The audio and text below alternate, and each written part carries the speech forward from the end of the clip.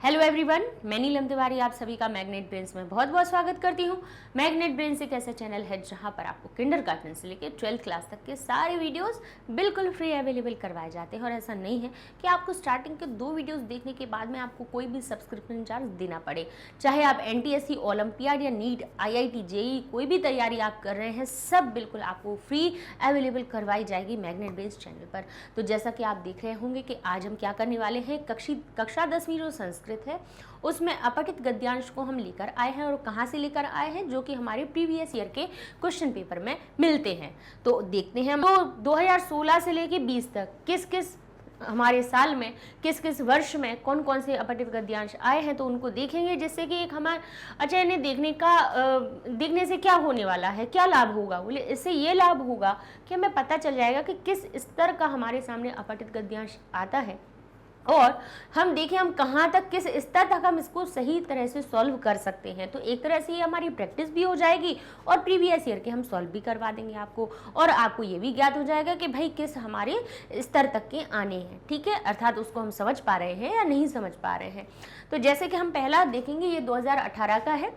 ठीक है, जिसमें क्या लिखा है, कस्मिंचित यानी किसी, कस्मिन वही सप्तमी विभक्ति लगी है। गांव शब्द के लिए कि किसी गांव में का अर्थ बताने के लिए सप्तमी थी, तो किसी शब्द में भी हमारा क्या बना, कस्मिन। कस्मिंचित यानी किसी ग्रामे, गांव में, कदाचन कोई, कहते हैं 80 वर्षीय। अशीति किसको कहा जाता है, 80। संख्या हमने पढ़ाई है, 80 को क्या कहा जाता है, 80 वर्षीय यानी 80 वर्ष का, 80 वर्ष, एक वृद्ध, 80 वर्ष के एक वृद्ध, मार्ग में आम्र वृक्षान, आम के वृक्षों को आरोपयति, इसमें आरोपित कर रहे थे। ठीक है, तम दृष्टवा, तम यानी उनको, तत् शब्द का द्वितीय विभक्ति का रूप है, इसलिए को हमने जोड़ दिया। वह को ना कह के हम हिंदी में कहते हैं उनको या उसको। अब छोटा होता है तो उसको बोल देते हैं, बड़े होते हैं तो उनको बोलते हैं। उनको दृश्य यानी देख, त्वा प्रत्यय लग गया, त्वा प्रत्यय लगा हुआ है, कर और कर के अर्थ जोड़ेंगे। तम दृष्टवा उनको देख करके, महानगरात महानगर से, महा यानी बड़े, और नगर, और इसमें लगा है, नगर में लगा है आत, जो कि पंचमी विभक्ति से आता है, तो से का अर्थ हो जाएगा, यानी महानगर से अलग होने की बात आ रही है। तो क्या कह रहे हैं, महानगरात आगच्छन यानी आता हुआ, कश्चन युवा कोई एक युवक, पृष्ठवान पूछ लेता है, उसने पूछा, क्या पूछा, भो महानुभाव, अरे महानुभाव, तब, अरे महानुभाव, तो आपकी, अब तब शब्द है तुम्हारी अवस्था, जो तुम्हारी अवस्था है, प्रायशः यानी देखा जाए तो साधारणतः 80 वर्षीय प्रतीयते, आपकी तो जो अवस्था है वो 80 वर्ष की प्रतीत हो रही है। एतत् च, और च स्वाभाविकम, और यह स्वाभाविक है कि यदा यानी जब, एते वृक्षा फलानि दास्यन्ति, यदा यानी जब, एते वृक्षा ये सभी वृक्ष, उन्होंने देखा कि क्या लगा रहे थे, आम के वृक्षों को आरोपित कर रहे थे, यानी छोटे छोटे पौधे लगा रहे थे। वृक्ष तो कोई उठा के लगाता नहीं है ना, पौधे का रोपण करते हैं, तो कह रहे वृक्ष, आम के वृक्षों का रोपण कर रहे थे, आरोपित कर रहे थे, तो छोटे छोटे पौधे लगाए जा रहे थे। तो उन्होंने कहा कि एतत् च स्वाभाविकम, ये तो स्वाभाविक है कि यदा यानी जब, एते वृक्षा ये सभी वृक्ष, यह शब्द वृक्षा बहुवचन के थे, तो हमारा यह शब्द भी क्या बन गया, एते। सह हम क्या कहते हैं, सह तौ ते, और एषः एतौ एते, यह के शब्द रूप बनते हैं, बहुवचन में एते बनता है। एषः वृक्षः एक वृक्ष होता तो कहते यह वृक्ष, एतौ वृक्षौ यानी ये दोनों वृक्ष, और ये वृक्ष बहुत सारे हैं तो हो गया एते वृक्षः, ये वृक्ष, फलानि दास्यन्ति जब ये फलों को देंगे, जब वे फलों को देंगे, तदा यानी तब, त्वम जीवितो न भविष्यति, तब तुम जीवित नहीं होगे, तब तुम जीवित नहीं होगे। ये तो प्रायशः स्वाभाविक है कि तुम 80 वर्ष की आयु तो दिख रही है, और आम के वृक्षों को जो अब आप लगा रहे हो वो जब तक फल देंगे तब तक स्वाभाविक रूप से आप जीवित नहीं रहेंगे। अतः इसलिए किमर्थम एवं निष्फलम प्रयासम करोषि, तो किस लिए, देखिए अर्थम शब्द जिसमें कहीं पे भी जुड़ा हुआ हो समझना, उसमें के लिए का अर्थ हमें जोड़ना है। अतः यानी इसलिए, किमर्थम किस लिए, इमम निष्फलम प्रयासम ये निष्फल प्रयास कर रहे हो, क्यों कर रहे हो ये निष्फल, यानी यानी जिसमें फल प्राप्त ना हो। भाई हम प्रयास करते हैं किस लिए, कि हमें कोई ना कोई फल प्राप्त हो, लेकिन वो कह रहे हैं इसलिए, किस लिए तुम ऐसा निष्फल प्रयास कर रहे। स वृद्ध उक्तवान वह वृद्ध बोला, क्या बोला, मया मेरे द्वारा, सांप्रतम अब, इतरई इतर शब्द का अर्थ क्या होता है, दूसरे, और इसमें तृतीया विभक्ति बहुवचन लगा है, अर्थात निकल रहा है कि दूसरों के द्वारा, दूसरे एक नहीं बहुत सारे हो रहे हैं, यानी दूसरों के द्वारा, मेरे द्वारा, यानी यहाँ पे एक उक्तवान कौन सी, हमारा एक कर्मवाची का वाक्य बना हुआ है, जिसमें उनको कह रहे हैं कि मेरे द्वारा, अभी मैं मेरे द्वारा, सांप्रतम अब, दूसरों के द्वारा, आरोपिता नाम वृक्षाणाम आरोपित वृक्षों के फलानी फलों को खाद्यंते खाया जा रहा है। मेरे द्वारा अब दूसरों के द्वारा लगाए हुए आरोपित किए गए वृक्षों के फलों को खाया जा रहा है। एवं इसी प्रकार मयापि मेरे द्वारा भी, अब उन्होंने कहा मया और अपि मेरे द्वारा भी क्या किया जाएगा, मेरे द्वारा आरोपित नाम एतेषां वृक्षाणाम मेरे द्वारा आरोपित इन वृक्षों के फलों को आगामी भविष्य काले आने वाले भविष्य काल में लोकाः खादेयु लोगों के द्वारा खाया जाएगा।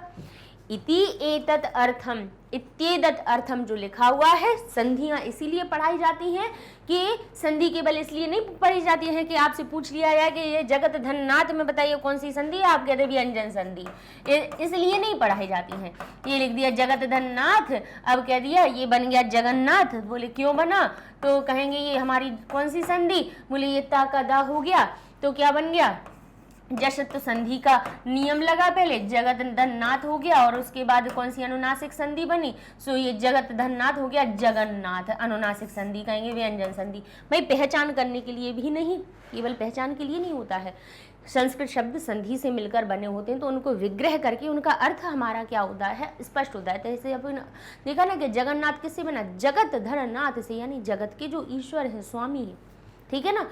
तो ऐसे अलग जब हम करते हैं संधि शब्दों को विग्रह करते हैं तो अर्थ स्पष्ट हो जाता है। जैसे उन्होंने कहा कि इसी प्रकार, एवं का अर्थ क्या होता है, और नहीं होता है संस्कृत में, एवं का अर्थ होता है इस प्रकार मयापि मेरे द्वारा भी आरोपिता नाम आरोपित किए गए एतेषां वृक्षाणाम ये वृक्षों के फलानी, ये जो वृक्षों के जो फल हैं आगामी आने वाले भविष्य काल में लोकाः यानी संसार के द्वारा खादेयुः लोगों के द्वारा खाए जाएंगे। इति एतद अर्थम, ये बनकर हमारा किससे मिलकर बना है, इत्येतदर्थम, इति एतत् अर्थम, ठीक है, यहां लिख देते हैं इति एतत् अर्थम, ठीक है। हम ये इसलिए बताते हैं क्योंकि आप प्रयास किया कीजिए कि कोई भी आप गद्यांश में कहीं कोई शब्द हो तो उसको तोड़े तो आपको अर्थ आ जाएगा। इति एतत् से यहाँ पे कौन सी हमारी यण संधि का नियम लगा, तो ता रह गया आधा, ई हो गई या में परिवर्तित, ए इसमें मिल गया तो ये हो गया पूरा, तो ये गया इत्ये। अब इसके बाद ता के बाद में कोई स्वर व्यंजन होने पे प्रथम वर्ण तृतीय में बदल जाता है, तो यहाँ पे कौन से जशत्व संधि का नियम लगा, दा में आ पूरा हो गया क्योंकि भाई आधा व्यंजन स्वर को खींच लेता है अपनी तरफ, सो मिला लिया इसमें, और ये हो गया अर्थम। इत्येतदर्थम बना किससे था, इति एतद अर्थम, यानी ये बात के समाप्त हो रहा था तब इति लगा दिया कि मेरे द्वारा भी आरोपित इन वृक्षों के फलों को आगामी आने वाले भविष्य काल में लोगों के द्वारा खाया जाएगा। इति एतद अर्थम, इस अर्थ से, एतद अर्थम इस अर्थ से, इस वजह से, इस कारण से अहम मैं एतेषाम आरोपणम करोमि, इसीलिए मैं इनका आरोपण कर रहा हूं, किनका, इन वृक्षों का। वृद्धस्य सर्वम वृतांतम श्रुत्वा, वृद्ध से, वृद्ध का सारा वृतांत सुन करके, सारी बात सुन करके, श्रु यानी सुनना, त्वा लगा हुआ है, कर और करके का अर्थ निकलेगा। देखिए हम पढ़ा रहे हैं तो इन शब्दों को ध्यान से सुनते जाइए जिससे कि आगे भी, क्योंकि भाई संस्कृत के हमें शब्दों के अर्थ पता होना चाहिए, तभी तो हम अपठित गद्यांश हमारी अगली की परीक्षा में आए तो हम उन्हें पहचान लेंगे। तो कम से कम हमारे जो अव्यय हैं उनका अर्थ आपको पता हो, कहीं पे संधि हो रही हो तो कैसे उसको विग्रह करना है, तो हर एक शब्द पे ध्यान दीजिए। हमने कहा वृद्धस्य षष्ठी विभक्ति, तो कहे इस वृद्ध का सर्वम सारे वृत्तांत को, सारी बात को कहेंगे श्रुत्वा, श्रु यानी सुन और त्वा लग दिया यानी कर और कर के अर्थ निकल आया। वृद्ध के सारी बात को सुन करके ते सर्वे वे सभी चिंतयति, ते सर्वे चिंतयति वे सभी चिंतन करते हैं। कहते हैं यत कि वस्तुतः मनुष्येण, वस्तुतः जो मनुष्य के द्वारा केवल स्वार्थ चिंतनम न कर्तव्यम, उन्होंने सोचा कि वस्तुतः मनुष्य को केवल स्वार्थ चिंतन ही नहीं करना चाहिए, परोपकार के लिए भी चिंतन करना चाहिए, ऐसा उनका भाव था। चलिए तो अब इससे जुड़े हुए हम प्रश्न उत्तर देख लेते हैं। लिखा है एक पदेन उत्तरत, एक पद के उत्तर देखने हैं आपको। तो क्या लिखा है, कश्चन युवा कुतः आगच्छति, इसमें कोई युवा कहाँ से आ रहा था, कोई युवा कहाँ से आ रहा था। तो यहाँ पे हमें क्या पहचानना है, कोई भी देखिए प्रश्न के उत्तर हो कभी भी आए, सबसे पहले प्रश्नवाचक शब्द को पकड़िएगा, उससे पूछना है कि भाई आप क्या अर्थ बता रहे हो। तो ये देखिए जैसे कुतः शब्द है, कुतः शब्द में आपके पास पीछे दिख रहा है आपको तह, और ये तह आपको और भी जगह दिखा होगा, कहाँ कहाँ दिखा होगा, पत्र पढ़ते हैं हम, पत्र में बाद में लिखा रहता है दिल्ली तह, लिखा रहता है दिल्ली तह, फिर लिखा हुआ होता है भोपाल तह। तो ये जो तह होता है कहाँ से आता है, तसिल प्रत्यय से आता है। अब ये तसिल प्रत्यय करता क्या है, तसिल प्रत्यय जिस शब्द में जुड़ जाता है तह तो उसके बाद में शेष रह ही जाता है। ये तो चलिए बात समझ में आ गई कि तसिल प्रत्यय का तह शेष हो जाता है, लेकिन वो किस अर्थ को जोड़ देता है शब्द में बताएंगे। ये पंचमी विभक्ति यानी अपादान कारक के से के अर्थ को उसमें जोड़ देता है। अपादान कारक होता है हमारा, अपादान कारक क्या होता है, कहे जिस स्थान से किसी वस्तु को अलग किया जा रहा हो, अलग होने का भाव निकल रहा हो, वो हमारा अपादान कारक कहलाता है। अब अपादान कारक कहलाता तो कहते हैं अपादानी पंचमी, यानी विभक्तियों में देखेंगे तो जो पंचमी विभक्ति है उस स्थान या उस जगह पे लगाई जाती है जहां से किसी के अलग होने का भाव निकल रहा हो। ठीक है, तो पंचमी विभक्ति में जैसे देखेंगे तो बालक, जैसे हम कहें दिल्ली है तो दिल्ली के फिर हमें कैसे बनाने पड़ेंगे भाई, देहिल्याह हमारे कौन से बनेंगे, उस प्रकार से जैसे कि नदी के बनते हैं उस तरह से रूप बनेंगे। अच्छा अगर आप देखें कि भोपाल तो भोपालात लिखें, या फिर हम लिखें भोपाल नगरात लिखें, भोपाल नगरात लिखें। तो अकारांत शब्दों में तो चलिए ठीक है आत जोड़ दें, लेकिन ऐसा हर उसमें थोड़ी ना है कि भोपाल नगरात में तो नगर में तो हमने नगरात जोड़ दिया, लेकिन अगर कोई शब्द इकारांत हो गया, उगारांत हो गया, रिकारांत हो गया तो सब में पंचमी विभक्ति अलग अलग हो जाएगा, है ना, अलग अलग अपना रूप बना देगा। तो फिर इसलिए हम क्या करेंगे कि उसमें तह भी विकल्प से जोड़ देते हैं, जो इसी से का अर्थ हमें दे देता है, जो अपादान कारक के से का अर्थ होता है। ठीक है, यानी पंच। अब इससे ये याद रखिएगा कि जैसे ये जो कुतः शब्द है इसमें तसिल प्रत्यय लगा हुआ है, अर्थात इसका जो उत्तर आने वाला है वो पंचमी विभक्ति युक्त मिलेगा, जहां पे ये क्रिया हो रही होगी आने की। आगच्छति यानी आया था, आ रहा था, कश्चन युवा कोई युवा आ रहा था। तो हम इस चीज को पकड़ेंगे और कैसे पूछेंगे, अपने गद्यांश में पूछेंगे कि बताइए को कश्चन युवा आ रहा था। पूछने की क्रिया पे नहीं जाना है, हमें आगे बढ़ना है ना, इसमें उल्टे तरफ चलते हैं, पीछे की तरफ नहीं जाते हैं। तो कहेंगे कश्चन युवा आगच्छन, कोई युवा आ रहा था, तो कहाँ से, तम दृष्टवा उसको देख करके, तो तम में द्वितीय है, दृष्ट धातु में त्वा प्रत्यय लगा हुआ है, तो ये तो पंचमी विभक्ति है नहीं। तो कहेंगे महानगरात में हमारे पास पंचमी विभक्ति है, सो ये हमारा उत्तर बन जाएगा। समझ गए, अर्थात रटने की पद्धति को हमें खत्म करना है, हमें समझने की अपने दायरे को बढ़ाना है, क्योंकि समझ के जो व्यक्ति करता है उसको कहीं पे भी कभी भी कोई गलती की गुंजाइश नहीं रहती है।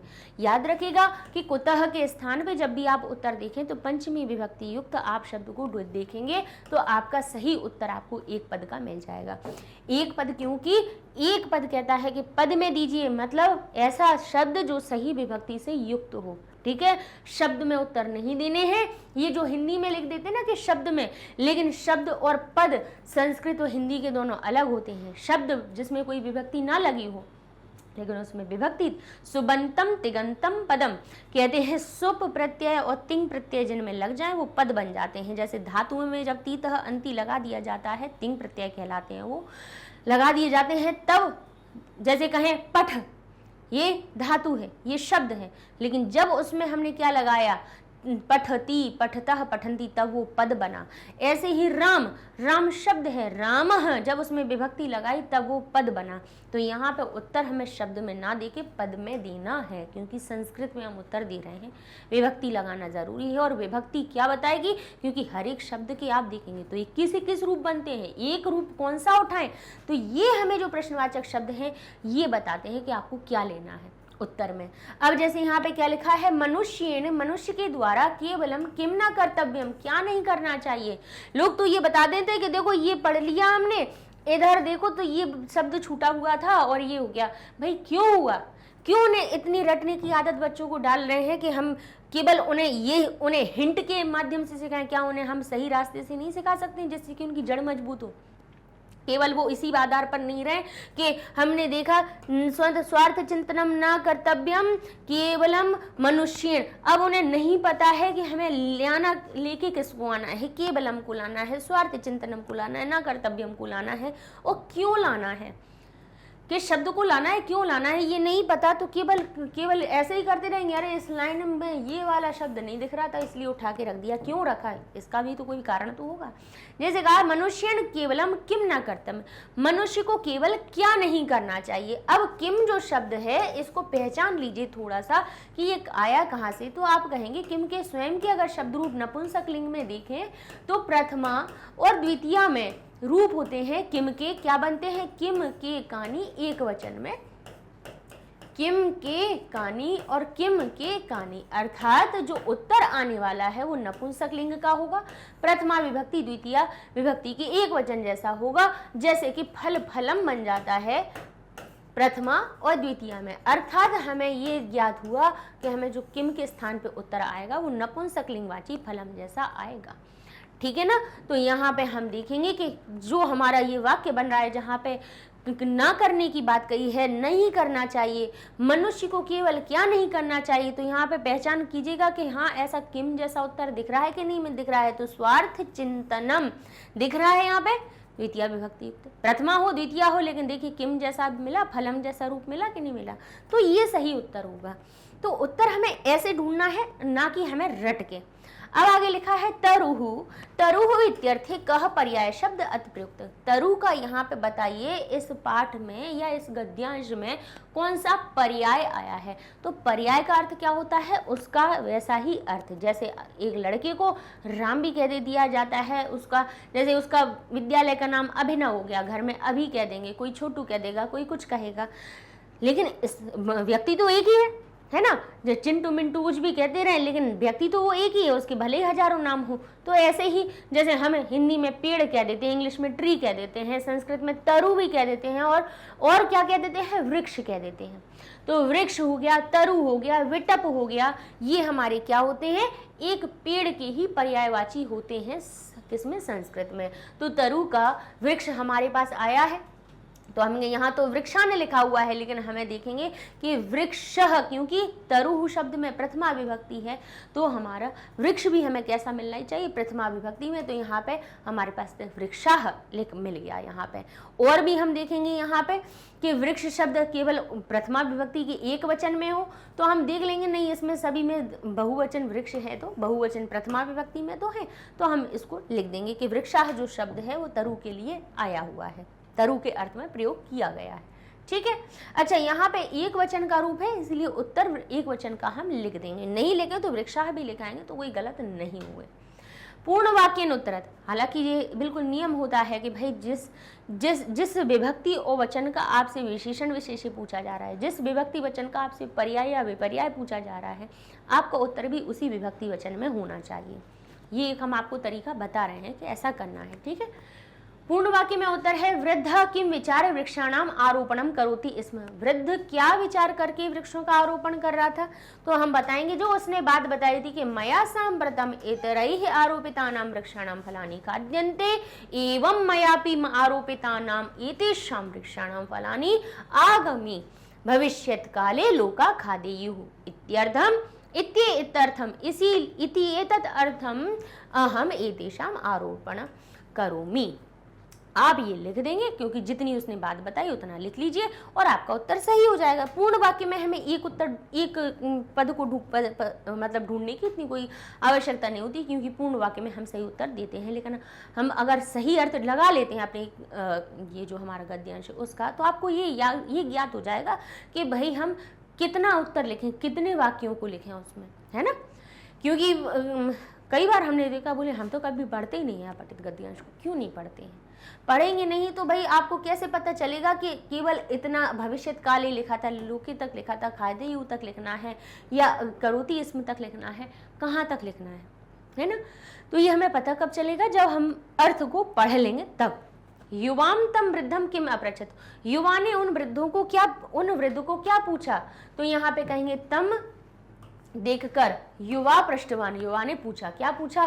भो महानुभव तव अवस्था प्रायशः 80 वर्षीय प्रतीयते एतत् च स्वाभाविकम यदा एते वृक्षा फलानि दास्यन्ति तदा त्वं जीवितो न भविष्यसि।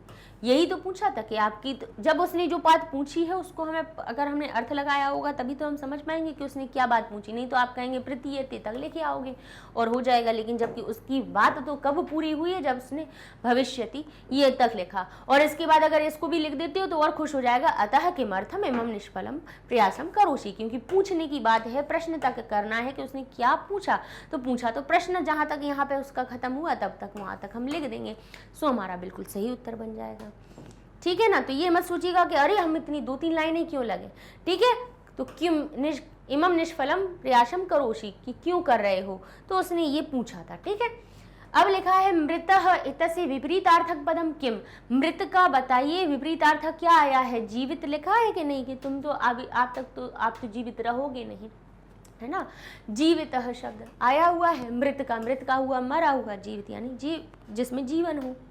ठीक है, चलिए आगे देख लेते हैं। हमारा अस्य अनुच्छेदस्य कृते उपर्युक्त शीर्षकम संस्कृतेन लिखत। अब इसमें एक तो परोपकार के बारे में बताया गया है, तो हम यहाँ पे क्या लिख सकते हैं कि परोपकारस्य महत्व, परोपकार के महत्व का। यहाँ पे हम ये भी लिख सकते हैं कि मनुष्य के द्वारा स्वार्थ चिंतन नहीं करना चाहिए, जो कि हमारी अंतिम पंक्ति है वो भी इसका सही बन रही है, क्योंकि पूरी जो कथा थी वो किसके बारे में बताई गई, उसका सार क्या निकला कि मनुष्य के द्वारा स्वार्थ चिंतन नहीं करना चाहिए। तो हमें वो अंतिम जो भाव निकल के आया उसको भी हम शीर्षक के लिख सकते हैं कि स्वार्थ चिंतनम न कर्तव्यम, स्वार्थ चिंतन नहीं करना चाहिए। ठीक है, चलिए अब देख लेते हैं हम। अगला प्रश्न बनता है हमारा यथा निर्देशन में उत्तर, जैसा निर्देश दिया हुआ हो वैसा उत्तर दीजिए। तो उन्होंने कहा आरोपयति इसमें, आरोपयति इसमें आरोपित कर रहा था, इति क्रियापद से, इस क्रिया का कर्ता कौन है? तो यहाँ पे एक वहां आपके पहुंचने के पहले, किसी गद्यांश में से ढूंढने के पहले आप क्रिया ही बता देगी कि आपका उत्तर क्या बनने वाला है। जैसे आरोपयति, ती कहाँ बनता है? ती से थोड़ा सा पुरुष वचन पूछ लीजिए, तो ती तह अंति हमारे प्रथम पुरुष लट लकार में प्रथम पुरुष और एक वचन में बनता है। ये प्रत्यय लगाया जाता है किसी भी मूल क्रिया में। ठीक है, प्रथम पुरुष के एक वचन में। तो इससे हमें एक तो ये पता चल गया कि हमारा जो उत्तर आने वाला है वो मैं और तुम तो होगा नहीं, और साथ साथ में यहाँ पे जो कर्ता होगा वो कैसा होगा? नाम वाला होगा, नाम वाला होगा और एक वचन में होगा। तो कहेंगे लोकाह, संसार एक वचन है, कहेंगे नहीं ये हमारे बहुवचन के हैं। लेकिन वृक्ष ये एक वचन का है, वृद्ध ये भी एक वचन का है, युवा ये भी हमारा एक वचन का है। तो कहेंगे हमें तो 3 मिले, तो क्या करें? तो फिर हम चलेंगे गद्यांश पर। गद्यांश से पूछेंगे कि आरोपयति इसमें जो हमारे पास लिखा हुआ है, देखिए कहाँ लिखा है आरोपयति, इसमें ये लिखा हुआ है। अब इस जब क्रिया का कर्ता पूछा जाए तो क्रिया पर रुक जाना और उसके आगे बढ़ जाना, जो प्रथमा विभक्ति युक्त पद मिल जाए उसको कर्ता फटाफट बना देना। तो यहाँ पे वृक्षान क्या लिखा है? द्वितीय विभक्ति, जैसे बालकान होता है द्वितीय विभक्ति का, पुलिस में द्वितीय विभक्ति, मार्गे पुलिस सप्तमी विभक्ति। यहाँ पे देखें वृद्ध एकः 80 वर्षीय, इनमें कदाचन यानी कोई, इनमें सप्तमी विभक्ति लगी है, यहाँ पे सप्तमी लगी हुई है। कदाचन 80 वर्षीय एक वृद्ध, कहेंगे 4 में है ये कौन सी प्रथमा विभक्ति? तो कौन सा प्रथमा विभक्ति? तो बोले जो नाम हो। भाई एक तो संख्या है, किसी की विशेषता बता रही होगी कि कितने वृद्ध हो, कहेंगे एक वृद्ध।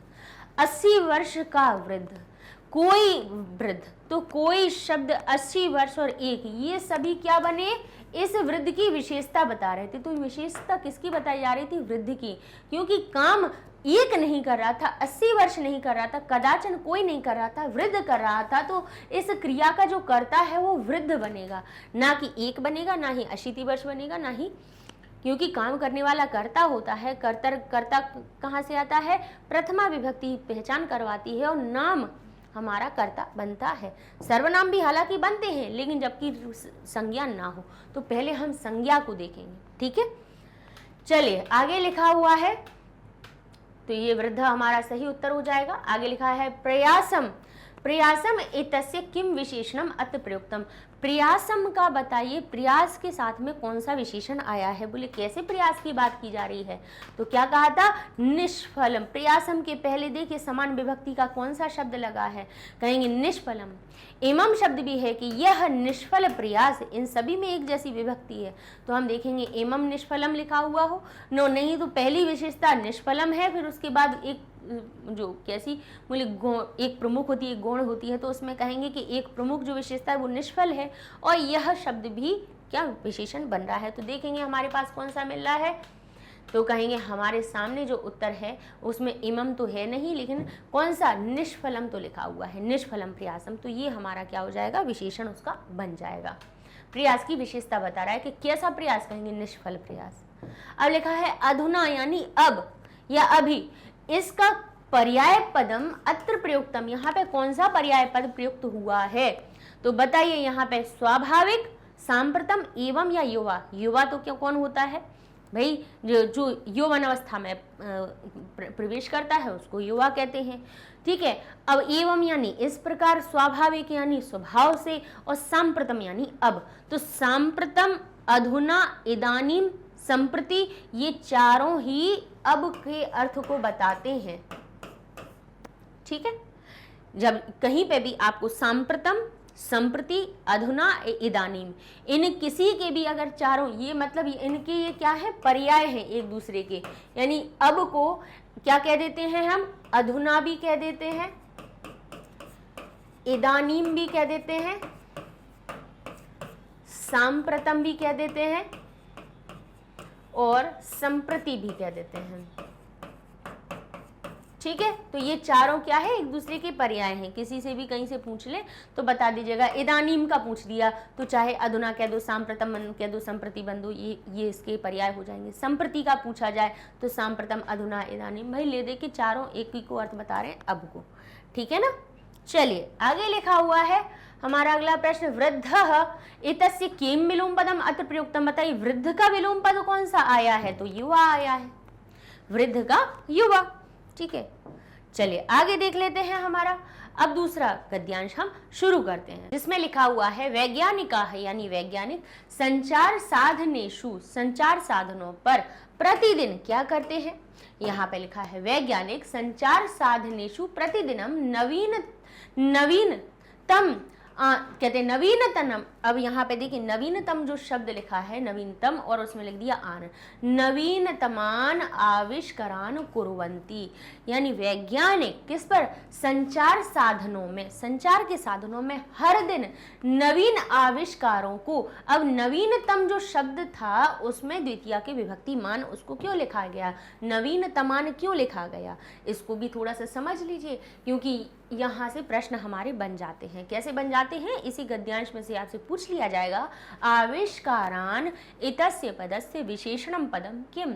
बताइए आविष्कारान जो शब्द है इसका विशेषण कौन है, तो उसका जो जुड़वा भाई साथ में बैठा होता है, यानी समान विभक्ति वाला जो शब्द होता है वो उसका विशेषण बनता है। नया, पुराना, आज, कल, एक, दो, चार सर्वनाम शब्द, ये क्या बनते हैं, विशेषण बनते हैं। तो कहेंगे कैसे आविष्कारों को, कहेंगे नवीन आविष्कारों को। लेकिन हम कहते हैं ना कि ये जो हमारे विशेष्य पद होते हैं, यानी आविष्कार की अगर विशेषता बताई जा रही है तो आविष्कार में हम कह रहे हैं आविष्कारों को, तो को का भाव था इसलिए इसमें द्वितीय विभक्ति का बहुवचन लगा था। तो कैसे आविष्कारों को करता है, कहे नवीनतम आविष्कारों को, नए से नए आविष्कारों को करता है, तो नवीनतम शब्द में भी द्वितीय का बहुवचन लगा दिया गया।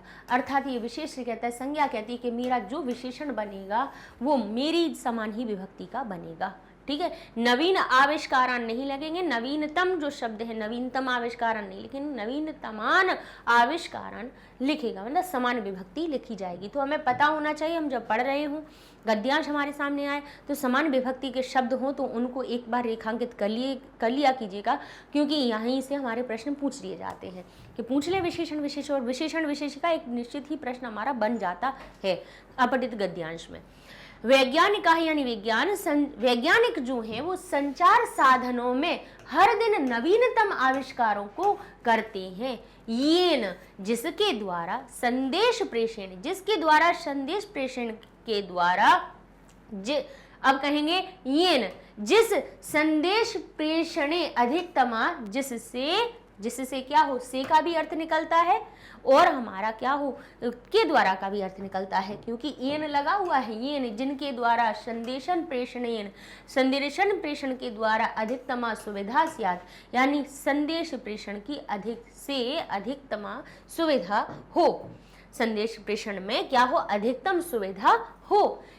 चल भाषिक यंत्रम जो होता है, चल भाषिक यंत्र किसको कहा जाता है, चलते हुए भाष यानी हम बोलें, चलते हुए बोलें, उस यंत्र को हम क्या कहते हैं, मोबाइल हिंदी में, और हम इंग्लिश में कह देते हैं मोबाइल, सेलफोन कह देते हैं, लेकिन हमारा क्या होता है, चल भाषिक यंत्र या चल दूरभाष यंत्र भी कह देते हैं इसका, ठीक है। तो मोबाइल को क्या कहा जाता है, चल भाषिक यंत्र या दूरभाष यंत्र, चल दूरभाष यंत्र, मोबाइल सेलफोन। चल भाषिक यंत्र जो है तादृशम उसी प्रकार का ही लोकप्रिय यंत्र है, जिससे कि संदेश का प्रेषण, संदेश को भेजना क्या होता है, अधिकतम सुविधा युक्त हो जाता है। बालाः बच्चे, वृद्धा बूढ़े, युवकाः युवक या पुरुषः, महिलाः नागरिकाः या ग्रामीण, कोई भी हो, नागरिक हो, ग्रामीण हो, या कोई भी हो, बच्चे हो, बूढ़े हो, युवक हो या फिर पुरुष हो, महिला हो, नागरिक हो या ग्रामीण हो, सर्वेषाम एव सभी ही एतत् कर्णभूषणम जातम, क्या कहते हैं, सभी का ही, सभी के ही न करके हम कहेंगे सभी का ही यह कर्ण का भूषण बन गया है, कर्ण का आभूषण बन गया है, कान का आभूषण बन गया है। हर एक देखो तो कान पे चिपकाए रखता है, जातम हो गया है। यानानी आरूढ़ा, यान पर आरूढ़ हो यानी वाहन चला रहे हो, आरूढ़ यानी चढ़े हुए हो, वाहन चला रहे हो। कार्यालयेषु, कार्यालयों में, कार्यम कुर्वन्तः कार्य करते हुए, मार्गेषु चलन्तः मार्ग में चलते हुए, सभागारेषु प्रवचन शृण्वन्तः, कहते हैं सभागार में, भाई सभागार हो रहे हैं, प्रवचन सुनते हुए। जना अस्य ध्वनिं श्रुत्वा वार्तामग्ना भवन्ति, वार्तामग्न हो जाता है उसमें। अविवेकपूर्ण, लेकिन विवेक युक्त करो तो अच्छी बात है, क्योंकि उसमें बहुत सारी सुविधाएं जो उपयोग के लिए है, लेकिन अगर उसको हम दुरुपयोग करेंगे, विवेक से विहीन मतलब सोच समझ कर उसका प्रयोग नहीं करेंगे, तो अविवेकपूर्ण अस्य प्रयोगः, अविवेकपूर्ण काम कर इसके प्रयोग से कार्येषु व्यवधानम करोति, ये कार्यों में व्यवधान भी उत्पन्न कर देता है, क्योंकि हमें काम करना है और हम उलझ गए अपने फोन में और हम दुनिया की चीजें खोलने लगे, और ऐसे में हमारा क्या होता है, कार्यों में व्यवधान उत्पन्न होता है, व्यवधान करता है। अगर अविवेकपूर्ण इसका प्रयोग किया जाए तो, यानी विवेकपूर्ण नहीं मतलब पता ही नहीं है कि क्यों चला रहे हैं, लेकिन चल रहा है, निरंतर घंटों हम लगे हुए हैं, बैठे हुए हैं, काम की भी चीजें ढूंढी, खत्म किया, रख दिया, नहीं। अब तो वो ऐसा बन गया है कि खाना पीना ना मिले लेकिन फोन जरूर मिले, वो बिल्कुल। प्रातः काले कर दर्शनम, कहते हैं ना कि प्रातः काल उठ करके कर का दर्शन करना चाहिए। अपने कहते कराग्रे वसति लक्ष्मी, कर मध्य सरस्वती, कर मूले तू गौरी, गोविंदाय प्रातः काले कर दर्शनम, कि उठ करके हमें अपने कर के दर्शन करने चाहिए, क्योंकि कर के अग्रभाग में लक्ष्मी, कर मध्य सरस्वती, कर मूले गौरी, कर के मूल में गौरी होती हैं, तो हमें उठ करके इनके दर्शन करने चाहिए। लेकिन अब क्या हो गया है, प्रातः काले कर फोन दर्शनम, सबसे पहले फोन का दर्शन करो, है ना, तो फोन दर्शनम हो गया है, कर दर्शनम छूट गया है। तो लेकिन हमें क्या कर, तो ये क्यों हो रहा है, क्योंकि आप उसका प्रयोग विवेकपूर्ण नहीं कर रहे हैं, अविवेकपूर्ण कर रहे हैं। मार्गेषु, मार्गों में दुर्घटना भवन्ति, दुर्घटनाएं हो जाती हैं। लगा लिया हमने ईयरफोन और चले जा रहे हैं, पीछे से वो हॉर्न मार रहा है, हमें सुनाई नहीं दे रहा है और हो गई दुर्घटना। आप गाड़ी चला रहे हो, पीछे वाला हॉर्न मार रहा है कि भाई हमें साइड दे दो, निकल रहे हो, आपको पता ही नहीं है कि कौन आ रहा है। तो भाई अविवेकपूर्ण जब इसका प्रयोग होता है तो क्या हो जाती है, दुर्घटना भी हो जाती है। सभागारेषु, अब सभागार है ना, सभा हो रही है कहीं पे भी, वहां पे कक्षाएं हैं या अन्य सभाएं हैं या फिर कोई अन्य सभा है, उसमें अव्यवस्था भवती, उसमें फिर अव्यवस्था भी होती है। भाई कक्षा में हम पढ़ने के लिए आते हैं, किसी सभा में हैं, हम उसके बारे में सुनते हैं, अपने विचार विमर्श करते हैं। सभागार में यही तो होता है भाई, मीटिंग होती है, सभा हो रही है, उसमें आप बैठे हुए हो और आपसे भी विचार विमर्श किया जा रहा है। अब आप लगे हो फोन में, उन्होंने कहा हाँ सर बताइए क्या होना चाहिए। हाँ, अब चैतन्यता जागी कि क्या बताएं हम, अब कुछ सुना ही नहीं है क्या। अब बगल वाले से पूछा क्यों, क्या बात हुई बताना, हमने सुन ही नहीं पाई, ये मैसेज आ गया तो ये पढ़ने लगे। तो ये क्या होती है, अव्यवस्था होती है इससे। सत्यम अस्ति, सत्य है कि आविष्कारः कदापि हानिकरः न, आविष्कार जो होता है, नई चीज़ों का की जो उत्पत्ति होती है वो कभी भी हानिकारक नहीं होती है, परंतु लेकिन यस्य दुरुपयोगेन, लेकिन इसके दुरुपयोग के द्वारा जीवनस्य, जीवन की शांति ही नश्यति, शांति नष्ट हो जाती है, उसका नाश हो जाता है वस्तुतः है। क्योंकि वयम, हम यंत्रस्य अधीना न स्याम, हम यंत्र के अधीन नहीं हो वस्तुतः। हालांकि हमको कैसा, यंत्र के अधीन नहीं होना चाहिए, वास्तविकता में हमें यंत्र के अधीन नहीं होना चाहिए, अपितु जबकि यंत्र को हमारा अधीन होना चाहिए। यंत्रम अस्माकम अधीनम स्यात्, यंत्र हमारा अधीन हो कि जब हमारी मर्जी होगी तब हम उसका में काम करेंगे और उसको रख देंगे। लेकिन ऐसा नहीं है कि कोई काम नहीं भी है, हम उसके इतने अधीन हो गए हैं कि हम उसके बिना सांस नहीं ले पा रहे, खाना भूल जाएंगे, फोन नहीं भूलेंगे, है ना। ते ए वे ही बुद्धिमंतः, वे ही बुद्धिमान होते हैं ये जो कि विज्ञान से, विज्ञान का सदुपयोग करते हैं, जो कि विज्ञान का सदुपयोग करते हैं वे बुद्धिमान होते हैं, दुरुपयोग करने वाले बुद्धिमान नहीं होते हैं। ठीक है, चलिए तो अब हम देख लेते हैं अपने अगले प्रश्न को, जिसमें लिखा है एक पदेन उत्तर। हमने गद्यांश पढ़ लिया, अब देखेंगे लिखा है यंत्रस्य दुरुपयोगेन कस्य शांति नश्यति, यंत्र के दुरुपयोग से किसकी शांति नष्ट हो जाती है, बताइए किसकी शांति हो जाती है नष्ट। तो यहाँ से इससे जरूर पूछ लेना कि बताओ भाई कैसा उत्तर आएगा, वो कहेंगे कस्य है तो षष्ठी विभक्ति एकवचन लगी हुई होनी चाहिए। कई आपसे कह देंगे कि कई जो कभी आपको शॉर्टकट जो सिखाते हैं तो कह देते हैं देखो उसमें देखो लिखा है कस्य, लिखा हुआ है स्या, तो जाना देखना वहाँ पे नश्यति लिखा होगा, उसमें भी स्या जुड़ा हुआ होगा, आप सबको ऐसा बता दिया जाता है। लेकिन ध्यान कीजिए, अगर मानव शब्द है, मानव है, बालक है, अकारांत कोई शब्द है तो उसकी षष्ठी विभक्ति में स्या लगता है।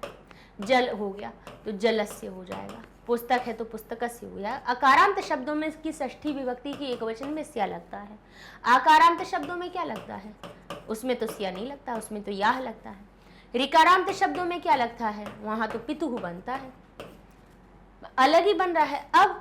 अब कैसे हम कह देंगे नहीं स्या ढूंढना, कस्य लिखा हुआ हो तो उसके पीछे स्या ढूंढ लेना, ऐसा कहना तो बिल्कुल ही हमें उचित नहीं लगता। क्यों नहीं लगता, क्योंकि अगर कहीं पे लतायाह लिखा हुआ हो और उसमें भी यहाँ पे लिखा हुआ हो कस्य, चलिए ठीक है कस्य हमने कहा कि पुल्लिंग है तो लतायाह के लिए तो कस्याह दिखेगा आपको, तो चलो यहाँ से हमने कहा कि यह अलग हो रहा है।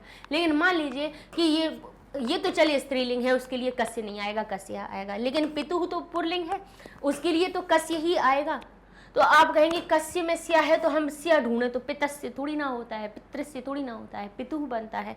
तो इसीलिए हमें उस रटने वाली पद्धति को छोड़ना है, समझना है कि भाई जीवन है, अगर हमारा भाई जो शब्द आने वाला है उसमें षष्ठी विभक्ति एकवचन हो, ना कि ये देखें कि हम स्या ढूंढें, नहीं, हमें क्या देखना है, हमें षष्ठी का एक वचन देखना है पद में। ठीक है, कस्य लिखा है और वो देखिएगा कैसा होगा, या तो पुल्लिंग का होगा या नपुंसक लिंग का, क्योंकि जो कस्य की विभक्ति है, कस्य का लिंग विभक्ति वचन है, वही उत्तर का लिंग विभक्ति वचन आपको निश्चित ही मिलेगा, क्योंकि कस्य पुल्लिंग या नपुंसक लिंग में षष्ठी विभक्ति एक वचन का रूप बनता है।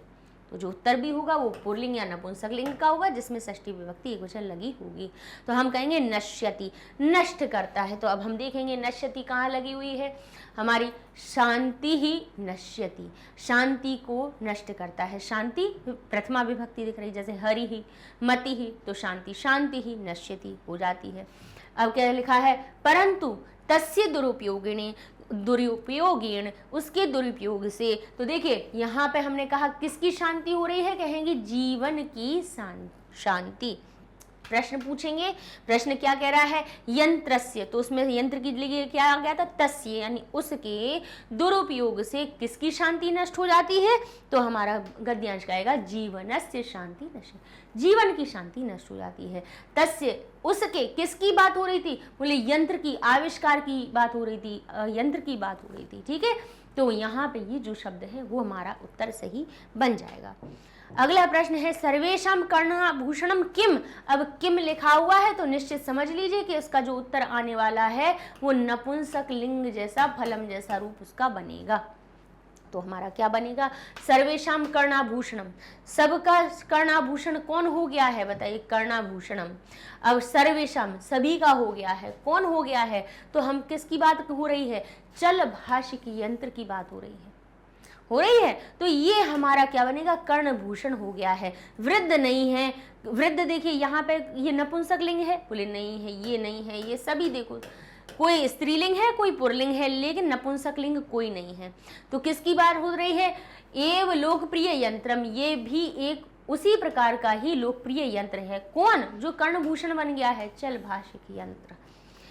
तो ये हमारा उत्तर बनेगा। भाई सही उत्तर जानना है तो उसके लिए आपको अर्थ स्पष्ट करना पड़ेगा, नहीं ऐसे तो फिर तो वो जो कह देते हैं कि ऐसा देख लो सो ऐसा मिल जाएगा, सो ऐसा कुछ कोई छड़ी नहीं होती है ना, रूप सबके अलग अलग बनती हैं। अब देखिए यहाँ लिखा है एषु, केशु लिखा हुआ है, वैज्ञानिका है, वैज्ञानिक किस में प्रतिदिन नवीनतमानम आविष्कारान कुर्वन्ति। हाँ, जैसे षष्ठी का बहुवचन हुआ, सप्तमी का बहुवचन हुआ, वहां एक समानता ये मिल जाती है, सु या शु का आगमन होता है तो वो एक हमें समानता मिल जाती है उत्तर में।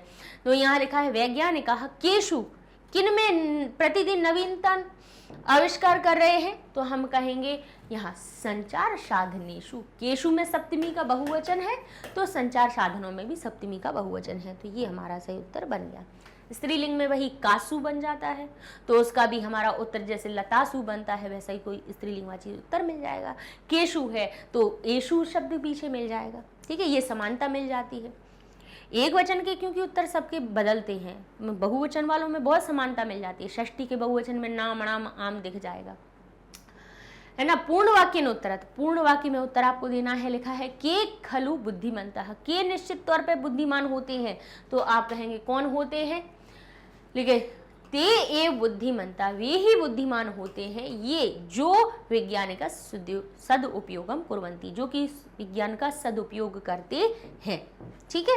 तो ये आपका उत्तर हो जाएगा। आगे लिखा है सभागारेषु यंत्रस्य ध्वनिना किम भवति, सभागार में यंत्र की ध्वनि से क्या होता है, बताइए क्या हो जाता है, तो आप कहेंगे सभागारों में, कक्षाओं में क्या होती है, अव्यवस्था हो जाती है। अब देखेंगे हम अपने अगले प्रश्न को जिसमें लिखा है सभागारेषु यंत्रस्य ध्वनिना किम भवति, सभागारों में यंत्र की ध्वनि के द्वारा क्या होता है। तो यहाँ पे हमारे पास लिखा हुआ है कि ध्वनि के द्वारा क्या होता है, कि ध्वनि श्रुत्वा, ध्वनि को सुन करके सभागार में ध्वनि के द्वारा क्या होता है, लोग कैसे हो जाते हैं, वार्ता मग्ना भवंती। तो यहाँ पे लिखेंगे जनाह, जन जो होते हैं वो कैसे होते हैं, वार्ता मग्ना भवंती, तो हम इसको उत्तर लिख देंगे सभागारेषु यंत्रस्य ध्वनिना जनाः वार्ता मग्नम भवन्ति। अच्छा, इसका एक और भी अर्थ बन रहा है, इसका एक जगह और भी हो जाएगा कि दुरुपयोग की जब बात हुई है तब यहाँ पे ये भी हम लिख सकते हैं कि सभागारेषु, सभागार में किस क्या हो जाता है,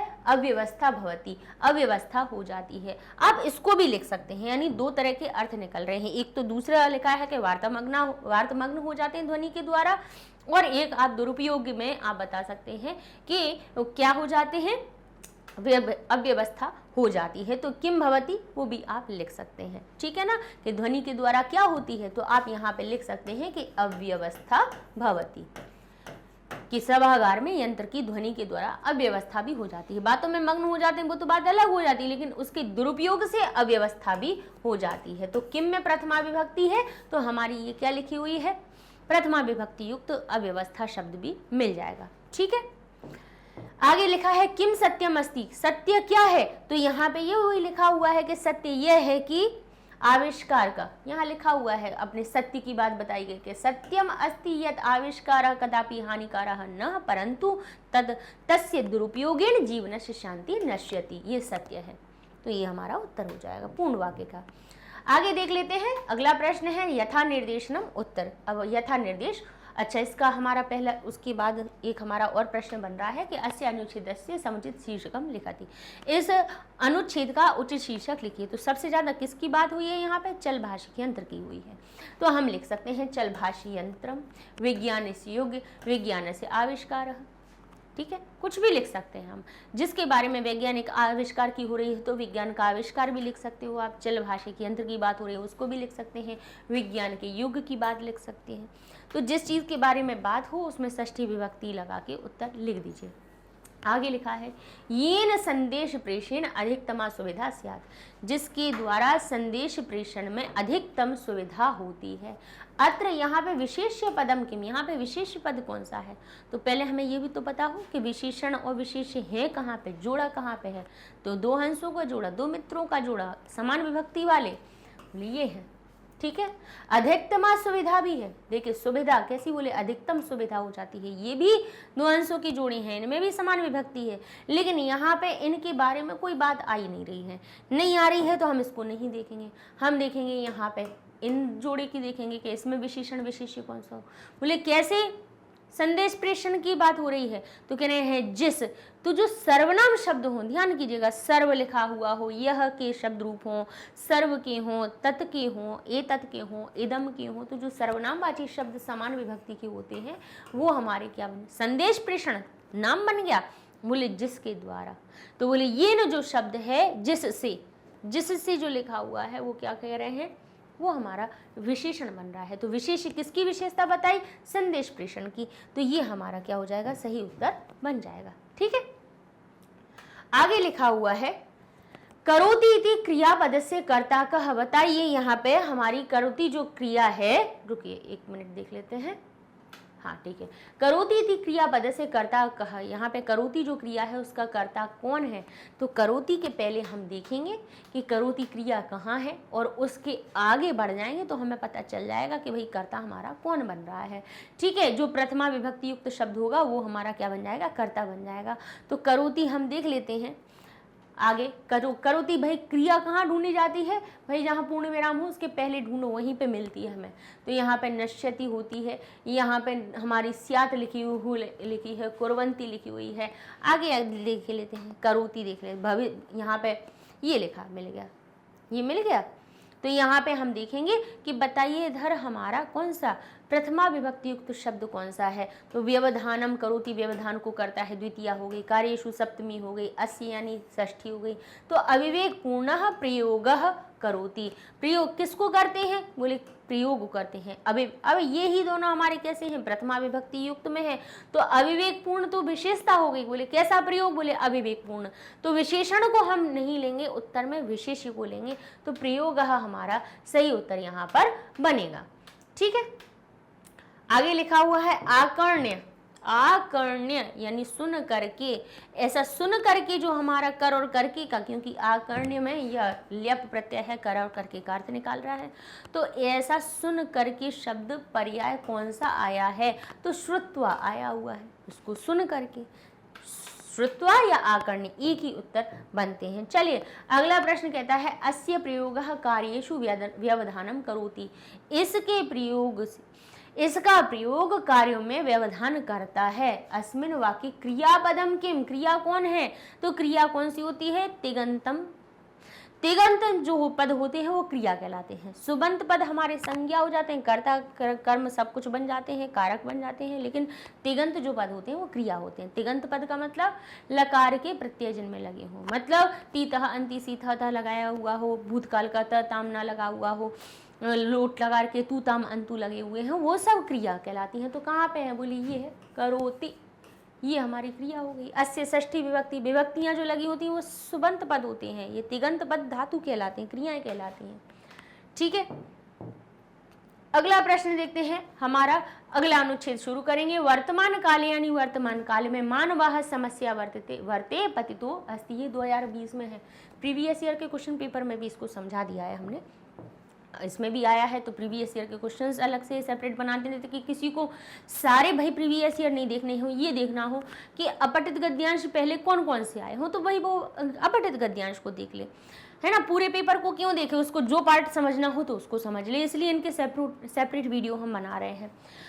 लिखा है वर्तमान काल यानी वर्तमान काल में मानव यानी मानव समस्या वर्तिते पतितो अस्ति, समस्याओं में पतित होता जा रहा है, समस्याओं से घिरता जा रहा है और उनमें गिरता हुआ जा रहा है। एकत्र एक तो देशस्य अनेक रोगा, देश के अनेक रोग, और कहते हैं अन्यत दूसरी ओर मनशः चिंता, और दूसरी ओर मन की चिंता। कार्य वैफल्येन कार्य की विफलता के द्वारा नैराश्यम भवति, कार्य की जब विफलता होती है तो निराशा होती है। जीवन शैल्या परिवर्तनम बिना, लेकिन जीवन शैली के परिवर्तनम बिना मार्ग अनंतरम नास्ति, दूसरा मार्ग नहीं है। अनंतर यानी दूसरा, मार्ग को अलग करें तो अनंतर अलग हो जाएगा, मार्ग अंतरम नास्ति, दूसरा मार्ग कोई नहीं है। जीवन शैली का परिवर्तन के बिना कोई दूसरा मार्ग नहीं है। व्यायाम अभावान, व्यायाम को अलग कीजिए तो अभावान अलग निकल आएगा कि व्यायाम के अभाव से शरीर से स्थौल्यम, शरीर की स्थूलता, स्थूल यानी मोटापा, स्थौल्यम स्थूलता का वर्धते बढ़ रहा है, मोटापा बढ़ता है। तारुण्य कहते हैं, तारुण्य यानी तरुण अवस्थायाम, तरुण अवस्था में ही, यानी जैसे बाल्यकाल से आप बड़े होने लगते हैं तो उसको तरुण अवस्था कही जाती है। अगर देखा जाए तो बचपन से कैसे बोल 10-12 के बाद से जब धीरे धीरे आप किशोरावस्था के लिए बढ़ते हैं उसी को तरुण अवस्था कही जाती है। कहते तारुण्य अवस्थायाम, तरुण अवस्था में ही, और तरुण अवस्था में ही, और को पहले बोलेंगे हम, ठीक है, हिंदी में जब बोलेंगे, और तरुण अवस्था में मधुमेह जायते, यानी मधुमेह किसको कही जाती है, शुगर को, डायबिटीज को, डायबिटीज ही हो जाती है। एतदेव व्याधि उच्यते, एतदेव व्याधि उच्यते, ऐसी ही व्याधियां कही जाती हैं। कहते हैं आदि व्याधिभ्याम पीड़ितो मानवः, ऐसी आदि व्याधियों से पीड़ित मानव निद्रा ना लभते, और उसको निद्रा भी प्राप्त नहीं होती है। मानवः अतृप्त्या, मानव की अतृप्ति के द्वारा सदा खिद्यते, उसकी जो अतृप्ति होती ना, तृप्त नहीं होता कभी भी, उसके वजह से हमेशा कैसा खिद्यते, परेशान बना रहता है। मानव जो है, मनुष्य कैसा हो गया है आजकल, अतृप्ति से तृप्ति की, देखिए सुख साधनों की अतृप्ति तो खतरनाक वाली व्यक्तियों में आ चुकी है। जैसे हमने कहा कि हमारी जॉब लग गई, ठीक है, तो अब हमने कहा नहीं फिर भी हमें ऐसा ये बनना था, तो यहाँ पे अतृप्ति, आपको जो मिला आप उसमें प्रसन्न नहीं है, आपको और अधिक चाहिए, ठीक है। फिर कहा नहीं गाड़ी ले ली, कार चाहिए, कार ले ली, तो जब पहले सेंट्रो उठाई तो कहा नहीं सेंट्रो में मज़ा नहीं आ रहा, अब तो हमें टाटा की पंच चाहिए, भाई वो चाहिए, वो नहीं चाहिए, नहीं अब तो हमें किया चाहिए। सोनेट ले ली, बोले नहीं अब हमें वो दूसरी वाली महंगी वाली किया चाहिए। तो ये आपकी अतृप्ति है, यानी तृप्त नहीं हो रहे हैं, आपको संतुष्टि नहीं हो रही। तो इस ना संतुष्ट होने की वजह से सदा क्या होता है, परेशान बनी रहती है। हमेशा मन कैसा होता है, चिंतित बना रहता है, परेशान बना रहता है। कैसे प्रसन्नता मिलेगी जब आप संतुष्ट ही नहीं है। तो मानव अतृप्त्या, मानव जो है वो अतृप्ति के द्वारा सदा खिद्यते, सदा परेशान बना रहता है। अतः इसलिए यथाशक्ति, शक्ति के अनुरूप शारीरिक श्रम कर्तव्य है, शारीरिक श्रम करना चाहिए। यत्र जहाँ पदभ्याम गंतुम शक्यते, जहाँ पैरों के द्वारा जा सकते हैं, तत्र वहाँ पर वाहने न गंतव्यम, वहाँ पे वाहन के द्वारा नहीं जाना चाहिए। अलम श्रम चिंतया, श्रम की चिंता छोड़ देना चाहिए। भाई श्रम की चिंता मत करो कि हम मेहनत क्यों कर रहे हैं, मेहनत से क्या हो जाएगा, क्योंकि इदम शरीरम, यह जो शरीर है, पोषितम अपि च पालितम अपि शोभते, पोषित और पालित करता हुआ ही अच्छा लगता है, यानी इससे श्रम करोगे तभी वो अच्छा लगता है। स्वस्थ शरीरेणेव, स्वस्थ शरीर के द्वारा ही मानव जो है सोत्साहम, उत्साह के साथ गृहस्थ जीवन का सर्व विधानम, हर प्रकार से समस्यानम, हर प्रकार की मानव गृहस्थ जीवन की जो कैसा बोले, स्वस्थ शरीर के द्वारा ही जो मानव होगा उत्साह के साथ गृहस्थ जीवन की सर्व विधाम, सब प्रकार की समस्याओं का समाधान करने में कुशलः भवति, कुशल होता है। स्वस्थ शरीर के द्वारा ही मानव कैसा होता है, उत्साह पूर्वक गृहस्थ जीवन की हर प्रकार की समस्याओं को समाधान में कुशल होता है। सह आध्यात्मिक ज्ञानम अपि लभते, वह आध्यात्मिक ज्ञान भी प्राप्त करता है जब स्वस्थ शरीर होता है।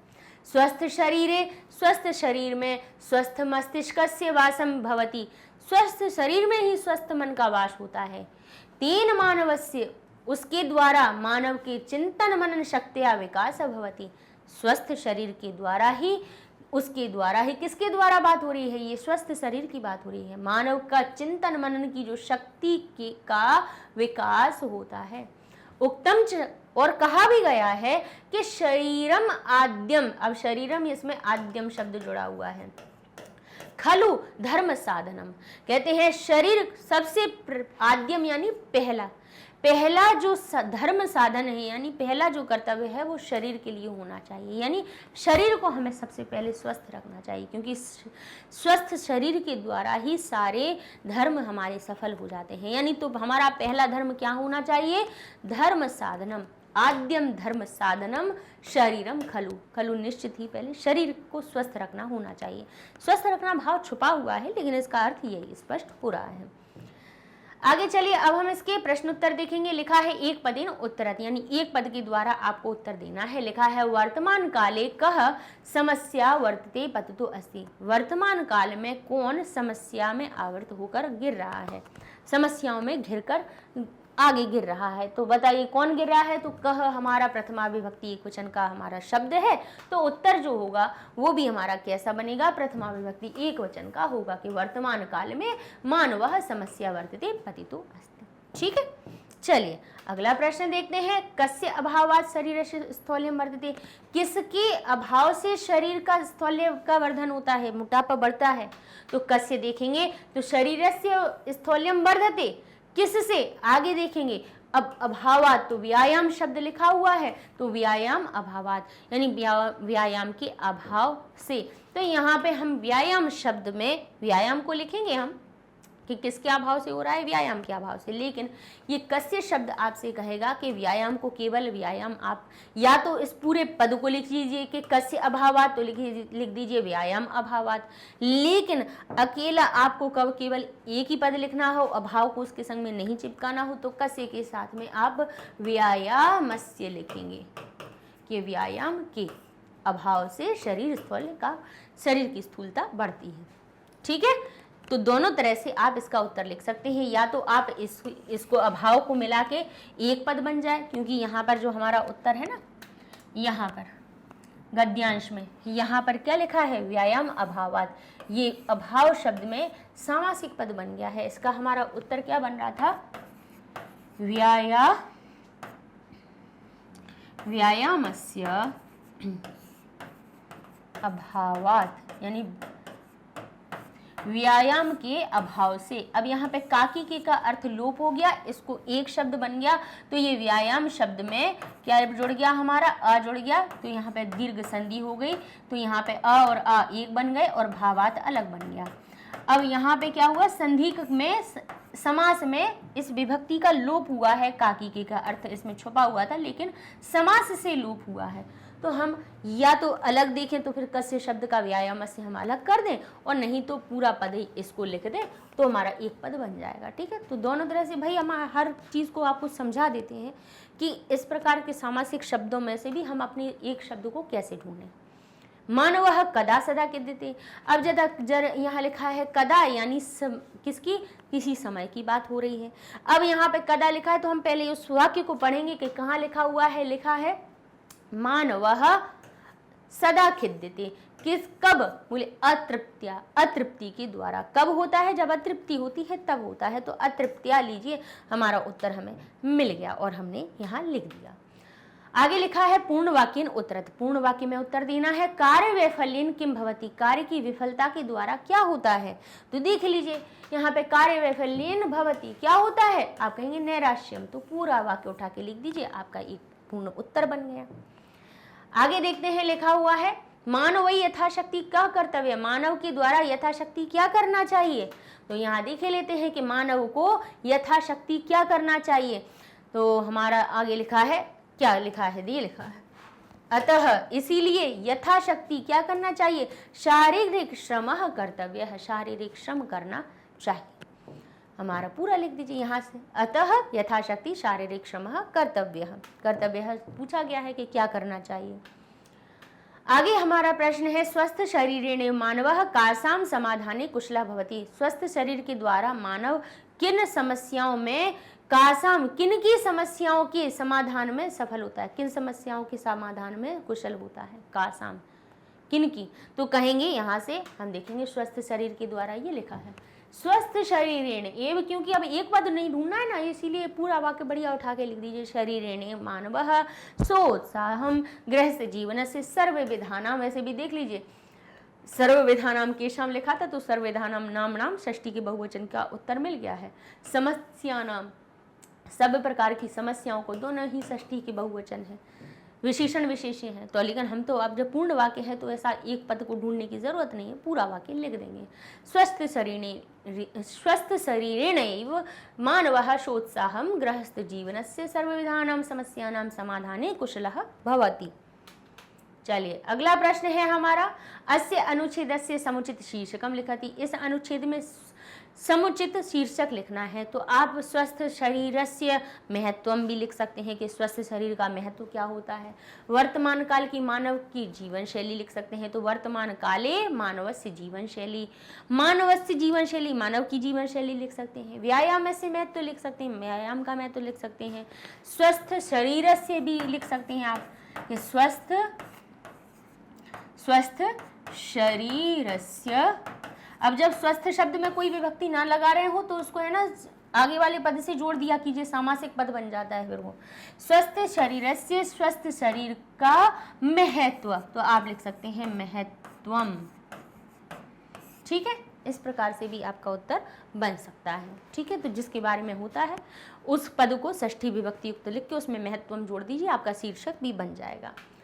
अगला प्रश्न है यथा निर्देशम उत्तरत। अब उसी गद्यांश से जुड़े हुए कुछ भाषिक कार्य हमें करने हैं। जैसे लिखा है खिद्यते में क्रिया का कर्ता कौन है, तो कर्तरी प्रथमा। खिद्यते क्रिया पर पहुंचेंगे तो क्रिया से पूछेंगे बताओ भाई खिद्यते कहाँ पर है, तो कहेंगे यहाँ पर। आगे देख लेते हैं हमारा क्या लिखा हुआ था। चलिए खिद्यते, पहले क्रिया को पकड़े, सबसे पहले ये मिल गई, क्रिया मिल गई। अब इस क्रिया के पीछे नहीं जाना है, आगे की ओर जाना है। जो प्रथमा विभक्ति युक्त शब्द होगा वो हमारा क्या सदा अव्यय है, इसमें तृतीया है, लेकिन ये हमारा प्रथमा में है तो मानवाह यहाँ पे हमारा सही उत्तर बन जाएगा। आगे लिखा है पीड़ित मानवाह, अनयोपदी। पीड़ित मानव, दो शब्द दोनों जैसे एक विभक्ति के दिख रहे हैं, इसमें विशेषण पूछ लिया। बोले तुम नाम किसका है, किसकी विशेषता बताई जा रही है, मानव की बताई जा रही है कि वो कैसा है, पीड़ित है, सुखी है, दुखी है, ये विशेषण है। तो यहाँ पे विशेषण पीड़ित बनेगा। विशेष पूछ लेते तो मानव बता देते। चलिए आगे देखते हैं। देहस्य तस्य पदस्य कह पर्याय अत्र आगत। देह का यहाँ पे बताइए क्या पर्याय आया है। देह यानी शरीर होता है। अब देह में षष्ठी लगी है तो बताइए शरीर शब्द है, बोले शरीर शब्द है जिसमें षष्ठी लगी है और ये हमारी गद्यांश में भी आया है तो इसका सही उत्तर बन जाएगा। आगे देखते हैं। अनुच्छेदे अंतिमम पद से कह विपर्याय आगत। बताइए अंतिम पद का कौन सा पर्याय आया है, तो हम देखेंगे अंतिम का अर्थ होता है आखिरी, तो उसका हमारा अनुच्छेद में बताइए आखिरी का उल्टा विपर्याय कहाँ आया है, आद्यम में आया है। शरीरम आद्यम, यानी आद्य यानी प्रारंभ में, अंतिमम तो आद्यम। ठीक है, आदि शब्द का हमारा आद्यम शब्द यहाँ पर आया हुआ है। ठीक है, यानी प्रारंभ। चलिए तो इस प्रकार से ये हमारा उत्तर बन जाएगा। अब चलते हैं हम अपने अगले अनुच्छेद पर।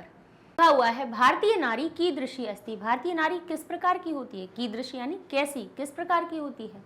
त्यागस्य प्रतिमा, त्याग की प्रतिमा होती है, मूर्ति होती है, यानी त्याग करना हो तो कौन करे, नारी करे। इसका इसलिए हंसी आई है क्योंकि यही परिस्थिति से हम होकर आए हैं। हमने भी अपनी, जब भाई हमारी शादी होने वाली थी उस समय पे यूपी में गवर्नमेंट जॉब का ऑफर लेटर आ गया था। बिल्कुल सत्य बात कह रहे हैं, इसमें एक अंश भी कहीं का झूठी बात नहीं है। तो और शादी हुई भोपाल में, तो शादी होने वाली थी भाई अप्रैल में तय हुई थी, दिसंबर में होनी थी, और बीच का जो समय था उस समय में हमारा भाई काउंसलिंग का ऑफर आ गया भाई, बिल्कुल ज्वाइनिंग की बात होने वाली थी। और उस समय पे फिर कहा गया, ससुराल वालों ने कहा कि नहीं यूपी में नहीं करवाएंगे लड़की को जॉब, तो भाई त्याग कर दिया, है ना, विवाह करवा दिया, भाई माता पिता की इच्छा, त्याग, तो ये मूर्ति बना दिया गया और हमारी नौकरी को छुड़वा दिया गया। क्योंकि भाई ले दे के कहीं ना कहीं ये संयोग जुड़ा हुआ था कि मैग्नेट ब्रेन में आना था, नहीं तो यूपी पहुंच जाते, तो मैग्नेट ब्रेन पे कैसे आते। तो कहीं ना कहीं भविष्य की भी ये चीज़ें होती हैं, ठीक है। प्रारब्ध अपन को किसी को नहीं पता कि क्या होने वाला है। तो त्यागस्य प्रतिमा यानी त्याग की प्रतिमा, क्षमाशील क्षमा करने वाली, मौन शांत रहने वाली, सहनशीला सहन, हर चीज को, हर परिस्थिति, कैसी भी परिस्थिति हो, हर बात को सहन करने वाली, आत्मिक आनंद से स्रोत, आनंद का स्रोत भी होती है। किस रूप में होती हैं? हमारी माता होती तो हमें प्रेम देती हैं, बहन होती हैं हमें स्नेह देती हैं, ठीक है। फिर हमारी पत्नी के रूप में, पुत्री के रूप में, हर प्रकार से वो कैसी होती हैं? हमें प्रेम को, किसका, आनंद का स्रोत होती हैं, प्रेम का स्रोत होती हैं और स्नेह को देने वाली होती है, दात्री यानी देने वाली होती है। सा वे भगिनी यानी बहन, पुत्री, पत्नी, माता रूपेण, इन सभी रूपों के द्वारा अस्माकम हमारे समक्षम अस्ति, हमारे समक्ष होती है। प्राचीन काले, प्राचीन काल में, नारी नाम स्थिति, नारियों की स्थिति, हमने क्यों इस पे लगाया? षष्ठी का बहुवचन है इसलिए कहा हमने। प्राचीन काल में सप्तमी विभक्ति थी, मैं का अर्थ बना दिया, नाम नाम काकी के का अर्थ बता दिया। प्राचीन काल में नारियों की जो स्थिति है, समीचीना, समीचाना नहीं होगा, समीचीना हो जाएगा, समीचीना नास्ति, समीचीन नहीं थी यानी अच्छी नहीं थी। पुरुष प्रधान समाजे, पुरुष प्रधान समाज में नारी नाम स्थिति, नारियों की जो स्थिति है, प्रायः गौणा आसीत, गौण थी। पुरुष प्रधान समाज था जहाँ पुरुषों का बोलबाला था, नारियों की तो बिल्कुल गौण स्थिति थी कि कोई मतलब नहीं है, बस घर में रहने के लिए, घर में केवल खाना पकाने और घर का काम करने के तक ही सीमित कर दिया गया था। पढ़ना लिखना तो बहुत दूर की बात है, ये पढ़े खड़े होकर पढ़ा रहे हैं, ये तो बहुत ही दूर की बात थी। अस्मिन, इस समय पर, अस्मिन समय, इस समय तासाम उपरि अनेके सामाजिक नियम प्रतिबंधाश्च आसी, इस समय पर उनके ऊपर अनेक सामाजिक नियम प्रतिबंधित थे। भाई आप ये एक एक जो शब्द बता आ रहे हैं, कहीं ना कहीं हर एक स्त्री या आप लड़की से जब आप इस चीज़ को पढ़ें तो वो कहीं ना कहीं हर एक पीढ़ी का ये उदाहरण बता देगी कि यहाँ पे ये हुआ है। जैसे यहाँ लिखा है ना कि पुरुष प्रधान समाज में नारियों की स्थिति कैसी थी? गौण थी। अस्मिन समय, इस समय में उनके ऊपर अनेक सामाजिक नियम प्रतिबंध थे। जैसे कि हम अपनी माँ की बात बताएं, उनका भी यही स्थिति रही, उन्हें भी सरकारी जॉब मिल रही थी वहाँ पर, लेकिन कह दिया गया कि भाई स्त्रियाँ नौकरी नहीं करती हैं तो उन्हें भी छोड़ना पड़ा। तो ये कहीं ना कहीं इतिहास दोहराया गया। परम, लेकिन समयानुसार, लेकिन समय के अनुसार भारतीय नारी भी स्वप्राचीन रूपात, अपने प्राचीन रूप से किंचित परिवर्तिता आसीत, कुछ परिवर्तित हुई। अधुना, अब सा अवह स्वाधिकारान, अपने अधिकारों के प्रति सावधाना अस्ति, सावधान हो गई है।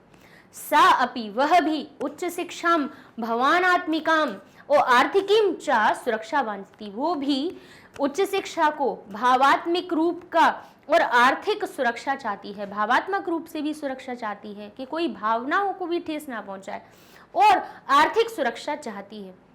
अधुना समाजे, आज के समाज में, स्त्री अपि, स्त्री भी, समान अवसरे, समान अवसर में, उत्तमे जीवने च स्वभागम इक्षति, आज की जो नारी है समाज में, आज समाज में जो स्त्री भी समान अवसर, उत्तम जीवन और उत्तम जीवन की सहभागम, स्व यानी अपने भाग को चाहती है कि समाज में स्त्री को समान रूप से उत्तम जीवन और उत्तमे जीवने, कैसे उत्तम जीवन में और का अपना स्वभाग, अपना भाग चाहती है। ऐसा नहीं है कि भाई हर प्रकार का जो सुख साधन को उपयोग करने के लिए केवल पुरुष ही हों, अपने भी भाग को वो चाहती है, अपने भी हिस्से के, हर किसको चाहती है? बोले अवसर को चाहती है, उत्तम जीवन को चाहती है, क्योंकि उत्तम जीवन पर हर एक का अधिकार है। स, वह आत्मविश्वासीन, आत्मविश्वास के द्वारा के साथ, बाह्य समाज अपि प्रतियोगिनी अस्ति, वह आत्मविश्वास के साथ, अपने आत्मा का जो विश्वास है उसके साथ में बाहरी समाज में भी प्रतियोगिनी अस्ति, प्रतियोगिनी हो गई है। तो ये हमारा गद्यांश हुआ। कब आया था ये? 2016 में आया था। बहुत अच्छा गद्यांश था। लिखा हुआ है एक पदेन उत्तरत, एक पद के द्वारा इसके उत्तर देना है कि का यानी कौन आत्मविश्वासेन सह बाह्य समाजे अपि प्रतियोगिनी अस्ति, कौन हो गई है आत्मविश्वास के साथ बाह्य समाज में भी प्रतियोगिनी कौन हो गई है। तो इसके हिसाब से तो आप लिखेंगे सा, इसके हिसाब से तो का के स्थान पे आप सा लिख देंगे, क्योंकि बाकी चीजें तो, लेकिन ये सा किसके लिए आया है? किसके लिए आया है? नारी की बात हो रही है कि नहीं हो रही है? भारतीय नारी की बात हो रही है। तो आप यहाँ पे भारतीय नारी लिखेंगे तो ज्यादा सही होगा, नारी लिखेंगे तो भी सही होगा। लेकिन सा अगर लिख देते हैं तो ये इसका अर्थ क्या होता है कि वह आत्मविश्वास के साथ बाहर समाज में प्रतियोगिनी हो गई है। तो वह शब्द भी किसी नाम को स्पष्ट नहीं कर रहा है, इसीलिए नाम को लिखना जरूरी है जब आपसे पूछा जाए। अब देखिए, का शब्द ने हमसे ये तो कह दिया था कि जो उत्तर आएगा वो स्त्रीलिंगवाची होना चाहिए और उसमें प्रथमा विभक्ति लगी हुई होनी चाहिए। तो इस हिसाब से सा तो ठीक था, सा शब्द स्त्रीलिंगवाची भी शब्द था, उसमें प्रथमा विभक्ति एक वचन भी लगी हुई थी। लेकिन वो सा शब्द किसके लिए आया था? नारी के लिए आया था, इसलिए नारी शब्द लिखना उचित होगा। अधुना नारी कान प्रति सावधान, कान तो इसमें क्या होना चाहिए? द्वितीया का बहुवचन, कान, बालकान। तो यहाँ देखेंगे हमारे सामने ऐसा कौन सा लिखा हुआ है उत्तर, तो हम देखेंगे, देखिए अधुना नारी, आज की नारी किसके प्रति सावधाना अस्ति। अब सावधाना अस्ति पे पहले हम पहुंचेंगे कि किस के लिए सावधान हो गई है। तो यहाँ लिखा है सावधाना अस्ति। अब हमें देखना है द्वितीया का बहुवचन इसके आगे किस में लगा है? स्वाधिकारान लिखा हुआ है, अपने अधिकारों के प्रति। तो स्व अधिकारान शब्द द्वितीया का बहुवचन बन रहा है और ये हमारा सही उत्तर बन जाएगा। का कौन स्वप्राचीन रूपात, कौन स्व अपने प्राचीन रूप से कुछ परिवर्तित हो गई है, कौन हो गई है? भारतीय नारी की बात हो रही है। तो का में प्रथमा विभक्ति एक वचन लगा हुआ है, तो किम के शब्द रूपों में, किम के जब शब्द रूप स्त्रीलिंग के लिए बनते हैं तो प्रथमा विभक्ति एक वचन में का रूप बनता है। पता क्या चलता है? से ये पता चल जाता है कि जो उत्तर आएगा वो स्त्रीलिंग का होगा और इसमें प्रथमा विभक्ति एक वचन लगी होगी। किसकी बात हो रही है? भारतीय नारी की बात हो रही है ना, क्योंकि देखिए यहाँ पे जाएंगे तो यहाँ पे मिलेगा सा, क्योंकि क्या लिखा है? किंचित, कुछ परिवर्तित हो गई है, ये लिखा है, ये लिखा है ना, किंचित परिवर्तित, स्वप्राचीन रूपात किंचित परिवर्तिता अस्ति। तो कौन है? लेकिन भारतीय नारी लिखा हुआ है, प्रथमा विभक्ति एक वचन का। सा लिखा हुआ होता तो भारतीय नारी को ही लिखने, क्योंकि उसी के बारे में बात हो रही है यहाँ पे। आगे लिखा है भारतीय नारी किम वांछति, भारतीय नारी क्या चाहती है, क्या इच्छा करती है। तो वांछति क्रिया पर चले जाइए, तो यहाँ वांछति से पूछ लीजिए आगे की क्या बात है। देखा सा अपि उच्च शिक्षा भावात्मिकाम आर्थिकीम चा सुरक्षा वांछति, उत्तर बन जाएगा। अब पूर्ण वाक्य में है तो एक पद ढूंढने की कोई आवश्यकता नहीं है, पूरे वाक्य को लेकर समझ के लिखना है। भारतीय नारी केषु रूपेणु रूपेषु अस्माकं समक्षम अस्ति, किन रूपों में हमारे सामने है। तो आप लिख देंगे अस्माकं समक्षम अस्ति, किन रूपों में है? त्यागस्य प्रतिमा, क्षमाशील, मौन, सहनशील, और ये सारी चीजें लिख देंगे, आपका उत्तर बन जाएगा। ठीक है, चलिए आगे लिखा है। देखिए पूरा अच्छे से उत्तर बनाना है तो ऐसे भी लिख सकते हैं, भारतीय नारी, फिर यहाँ से इनको हटा के वो सारी चीजें लिख के अस्माकं समक्षम अस्ति लिख देंगे तो ज्यादा अच्छा लगेगा। नहीं तो वाक्य पूरा लिख दीजिए, नहीं समझ में आया तो भी ठीक है।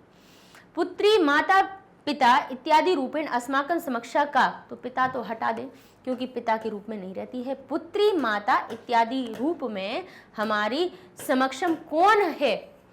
कौन है हमारे समक्ष में? कौन होते? किसकी बात हो रही थी? भारतीय नारी की। तो वही भारतीय नारी हम शब्द सही लिख देंगे, ठीक है ना, भारतीय नारी अस्ति। ठीक है, जरूर कुछ छापने की थोड़ी सी प्रक्रिया अपन को बंद करनी है कि सीधा सीधा लेकर उधर से छाप दिया। इस अनुच्छेद का समुचित शीर्षक हम लिखा, समुचित शीर्षक लिखिए। तो किसकी बारे में लिखी है? आधुनिक भारतीय नारी, ये लिख दीजिए, या भारतीय नारी लिख दीजिए। भारतीय नारी पहले की भी बात बताई गई, अभी की भी बात बताई गई, तो आप भारतीय नारी भी लिख देंगे तो भी सही हो जाएगा। आगे लिखा है भारतीय नारी कीदृशी अस्ति, अत्र किम विशेष्य पदम। तो यहाँ पे बताइए विशेष्य पद कौन सा है? कीदृशी तो किस प्रकार का प्रश्नवाचक शब्द है, अस्ति क्रिया है। तो फिर यहाँ पे हमारे पास और दो कौन से शब्द मिल रहे हैं? भारतीय नारी, दो मिल रहे हैं। कैसी नारी? बोले भारतीय नारी। विशेषता क्या हो गई नारी की? वो कैसी है? विशेषता भारतीय है। तो भारतीय शब्द क्या हो गया? विशेषण। भारतीय किसकी विशेषता बता रहा है, पुरुष की या नारी की? बोले नारी की, तो नारी हो गया विशेष्य, भारतीय हो गया विशेषण। यहाँ पूछा है विशेष्य तो नारी होगी यहाँ पे सही उत्तर। चलिए अगला प्रश्न है, सा भी उच्च शिक्षा, वह भी उच्च शिक्षा भावात्मिकाम चा सुरक्षावान थी, वह भी उच्च शिक्षा और भावात्मिक सुरक्षा को चाहती है। अत्र क्रियापदम किम प्रयुक्तम, यहाँ पे बताइए कौन सी यहाँ पर क्रियापदम किम प्रयुक्तम, कौन सी क्रियापद प्रयुक्त हुई है? तो जिसमें तीतः अंतिसीतः था या फिर किसी भी लकार के प्रत्यय जुड़े हुए हों, तिगंतम क्रियापदम, तिंग प्रत्यय से जो अंत हो वो हमारे क्रियापद बन जाते हैं, तो वांछति हमारी क्रिया हो जाएगी। वांछति इति क्रियापद से कर्तृपदम के, वांछति जो क्रिया है उसका क्रियापद कौन सा है? तो यहाँ हम देख लेंगे कि वांछति के साथ में, वांछति जहाँ हमारा क्रिया लिखी हुई है उसके आगे, उससे आगे दौड़ जाइए, देख जाइए जहाँ से वाक्य शुरू हुआ है वहाँ पे प्रथमा विभक्ति युक्त तो कौन सा शब्द है? सा आया हुआ है, तो यहाँ पे सा हमारा कर्ता बन जाएगा। कर्तृपद कर्तरी प्रथमा विभक्ति से हम इसको समझते हैं कि क्रिया के आगे आगे चले जाइए जिसमें प्रथमा विभक्ति लगा हुआ हो वो हमारा कर्तृपद बन जाता है। असुरक्षा इति पद से विलोम पद से गद्यांश किम प्रयुक्तम, असुरक्षा का विलोम पद क्या आया है? सुरक्षा, तो ये हमारा सही उत्तर हो जाएगा।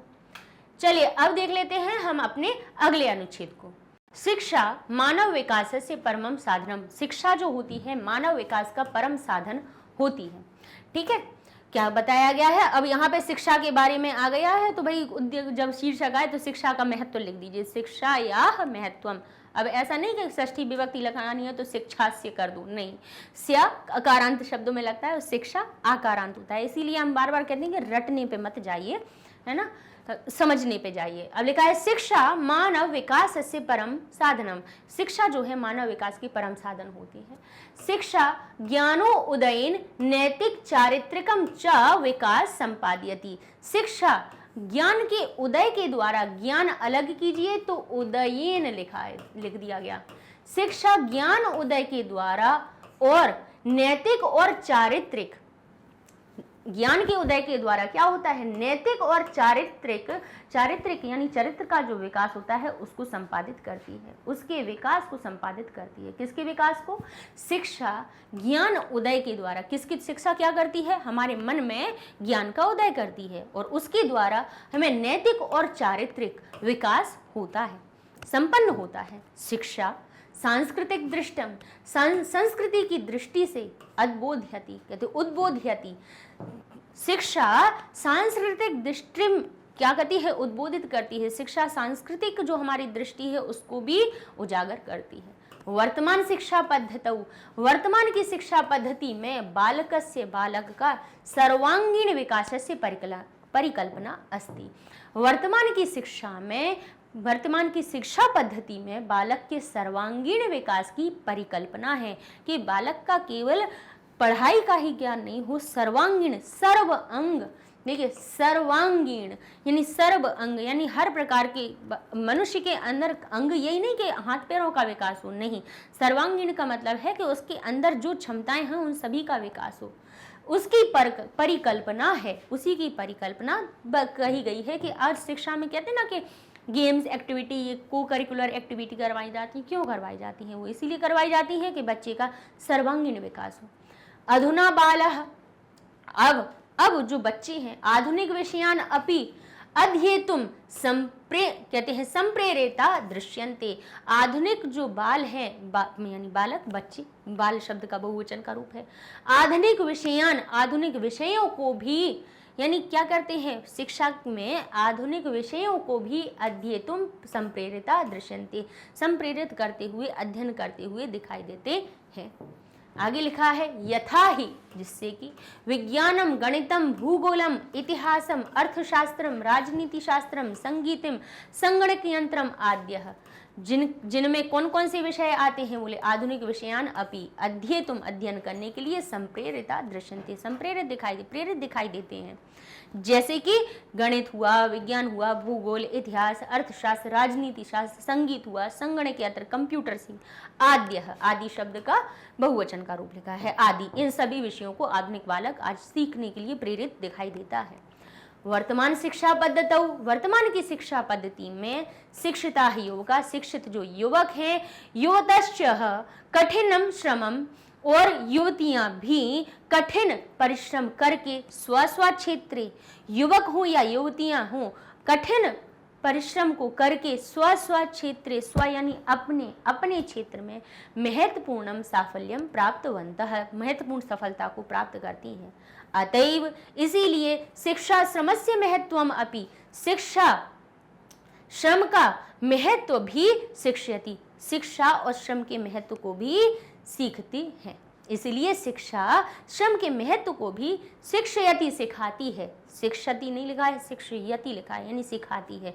अतएव जो शिक्षा है वो हमें क्या करती है, श्रम का महत्व भी सिखाती है। शिक्षिता युवकः, शिक्षित जो युवक हैं, मानवीय गुणान, मानवीय गुणों के प्रति आकर्षिता भवन्ति, मानवीय गुणों के प्रति आकर्षित होते हैं। भाई जो जिन व्यक्तियों को सही शिक्षा मिलती है उनके अंदर मानवीय गुण भी विकसित हो जाते हैं, दानवीय गुण भी होते हैं। दानव प्रकृति के भी बहुत कृत्य करने वाले व्यक्ति होते हैं, लेकिन मानव जैसे गुण हमेशा शिक्षित युवकों में आपको दिखेंगे। आप शिक्षा ग्रहण कर रहे हैं तो आपके अंदर निश्चित तौर पे नैतिक और आपका चारित्रिक विकास होता जाता है। ठीक है, आगे लिखा है अस्माकं देशे, हमारे देश में शिक्षा प्राप्त करने के लिए कोऽपि बालः कापि बालव, कोई भी बालक कोई भी बालिका अर्थाभावम न अनुभवेत इति शासनम प्रयतित, ऐसा शासन ने प्रयास किया है, प्रयत्न किया है कि को अपि बालः यानी कह अपि कोई भी बालक या कोई भी बालिका अर्थ के अभाव को, अर्थ का अर्थ होता है पैसे, अभाव यानी कमी, कि कोई भी बच्चा कोई भी बालक या बालिका अर्थ के अभाव को ना अनुभव करे, ऐसा शासन प्रयत्न कर रहा है। यतः ऐसा शासनम प्रयतित, ऐसा क्या कर रहे हैं, शासन के द्वारा प्रयास करना चाहिए, क्योंकि शिक्षा ना केवल मानव कल्याणाय, केवल मानव कल्याण के लिए अपेक्षिता, जबकि अपितु मतलब कि जरूरत है, मानव कल्याण के लिए अपेक्षित है, अपितु जबकि सा वह क्या है, राष्ट्र गौरवाय अभी महत्वपूर्ण, शिक्षा तो क्योंकि शिक्षा ना केवल मानव कल्याण के लिए अपेक्षित है यानी जरूरी है, जबकि शिक्षा तो यानी सा शब्द किसके लिए आया, शिक्षा के लिए आया, सा यानी शिक्षा राष्ट्र गौरवाय, राष्ट्र गौरव के लिए भी महत्वपूर्ण है।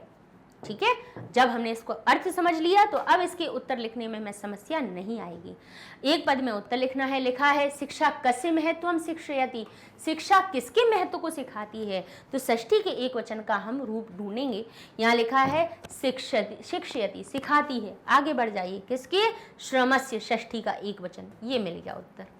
ठीक है, चलिए आगे देखिए, लिखा है मानव विकासस्य परमं साधनम किम, मानव के विकास का परम साधन क्या है, क्या लिखा है, परम साधनम मानव विकास से, मानव विकास का परम साधन क्या है, कौन है, शिक्षा।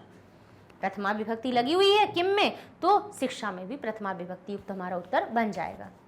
आगे लिखा है शिक्षा कीदृशी दृष्टिम अवबोधयति, शिक्षा किस प्रकार की दृष्टि का अवबोधन कराती है, किस प्रकार की दृष्टि को सिखाती है, तो यहाँ पे कहेंगे शिक्षा सांस्कृतिक दृष्टि, ये हमारा उत्तर बन जाएगा। ठीक है, सांस्कृतिक। आगे लिखा है शिक्षिता युवका कान गुणान प्रति आकर्षिता भवंती, शिक्षित जो युवक हैं किन गुणों के प्रति आकर्षित होते हैं, तो हम देख लेंगे द्वितीय विभक्ति बहुवचन का रूप कौन सा है, तो ये लिखा है शिक्षित युवक मानवीय गुणानान, मानवीय गुणान द्वितीय विभक्ति का बहुवचन, तो ये हमारा उत्तर बन जाएगा। ठीक है, अब कैसे लिखेंगे, क्योंकि एक पद का है तो एक पद में दे देना है। बालकस्य सर्वांगीण विकासस्य कुत्र परिकल्पना अस्ति, बालक के सर्वांगीण विकास की कहाँ पर परिकल्पना है, तो हमें देखना है कि बालक के सर्वांगीण विकास की परिकल्पना है, तो ये तो बात हो गई। आगे देखो वर्तमान शिक्षा पद्धतौ, कुत्र के स्थान पे हमेशा, कुत्र का अर्थ क्या होता है, कहाँ, जिसका उत्तर आपको सप्तमी विभक्ति में मिलता है। तो सप्तमी विभक्ति पद्धति शब्द में पद्धतौ बना हुआ है, पद्धति कारांत शब्द है, जैसे हरि बनता है सप्तमी में हरौ, मति बनता है मतौ, तो ये पद्धति बन गया पद्धतौ। ठीक है, तो सप्तमी विभक्ति का उत्तर मिल गया, तो ये हमारा सही उत्तर हो गया। और क्योंकि ये सब एक ही साथ जुड़े हुए हैं, एक पद में जुड़े हुए हैं, तो ये एक ही पद माने जाएंगे। अगला प्रश्न देख लेते हैं। पूर्ण वाक्येन शिक्षा कीदृशम विकासम संपादयति, शिक्षा किस प्रकार के विकास को संपादित करती है, तो संपादयति क्रिया पर पहुंचेंगे, उसके आगे का पूरा वाक्य ले लेंगे। शिक्षा ज्ञानोदयेन, शिक्षा ज्ञानोदय के द्वारा नैतिक चारित्रिकम विकास संपादयति, उत्तर बन जाएगा। अब इनको देख के थोड़ा तो आपको समझ में आ रहा होगा कि हमारे देखिए गद्यांश सरल आते हैं, कोई कठिन नहीं आते हैं। एक तरह से आपको प्रैक्टिस करवाने के लिए भी प्रीवियस ईयर के हम करवा रहे हैं। शासनम किम प्रयतेत, शासन को क्या प्रयत्न करना चाहिए, क्या प्रयत्न करना चाहिए, तो शासनम प्रयत्न पे हम पहुंचे जाते हैं, प्रयतेत पे पहुंचे जाते हैं।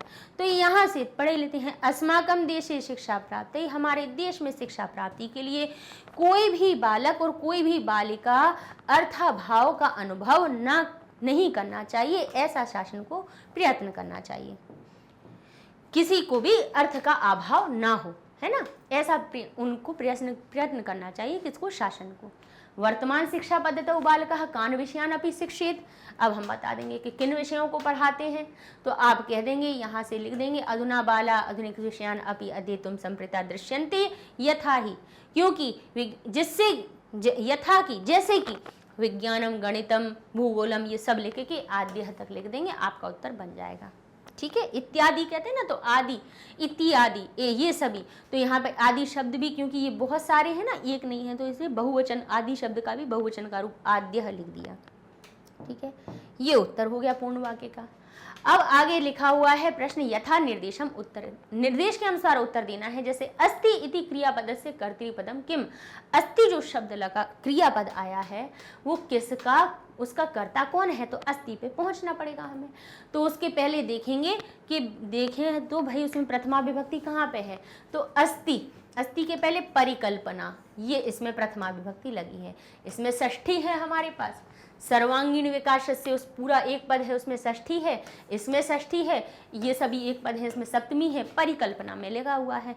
और कहीं अस्ति लगा हुआ है, देख लीजिए, और कहीं देखते हैं हम, अस्ति है क्या हमारे पास, बोले नहीं है, तो हम यहाँ से अपना परिकल्पना उठा लेंगे और इसको हम सही उत्तर बना देंगे। ठीक है, ऐसे ढूंढना है।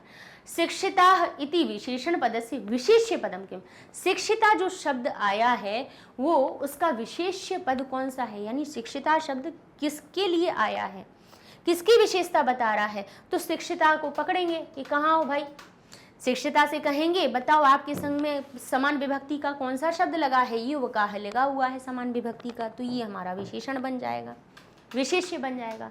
कि कैसे युवकों की, कहेंगे शिक्षिका, शिक्षिता युवक, शिक्षित युवक कैसे होते हैं, चरित्रवान बन जाते हैं। सा राष्ट्र गौरवाय अति महत्वपूर्ण, वह राष्ट्र गौरव के लिए भी महत्वपूर्ण है।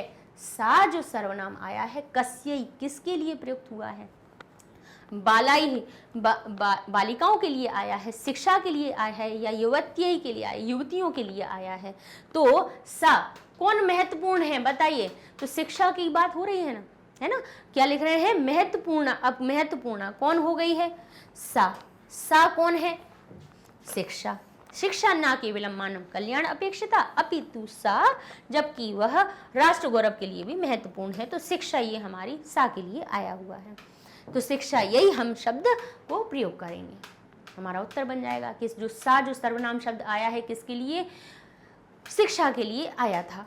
उद्यम, उद्यम का अर्थ क्या होता है, उद्यम का अर्थ क्या होता है, काम करना, परिश्रम करना। इत्यर्थे पर्याय पदम अत्र प्रयुक्तम, यहाँ पे बताइए पर्याय कौन सा आया है, तो श्रम आया हुआ है, तो ये हमारा सही उत्तर बन जाएगा। सरलम का बताइए विलोम पद कौन सा आया है, कठिनम लिखा हुआ है, तो ये हमारा सही उत्तर बन जाएगा।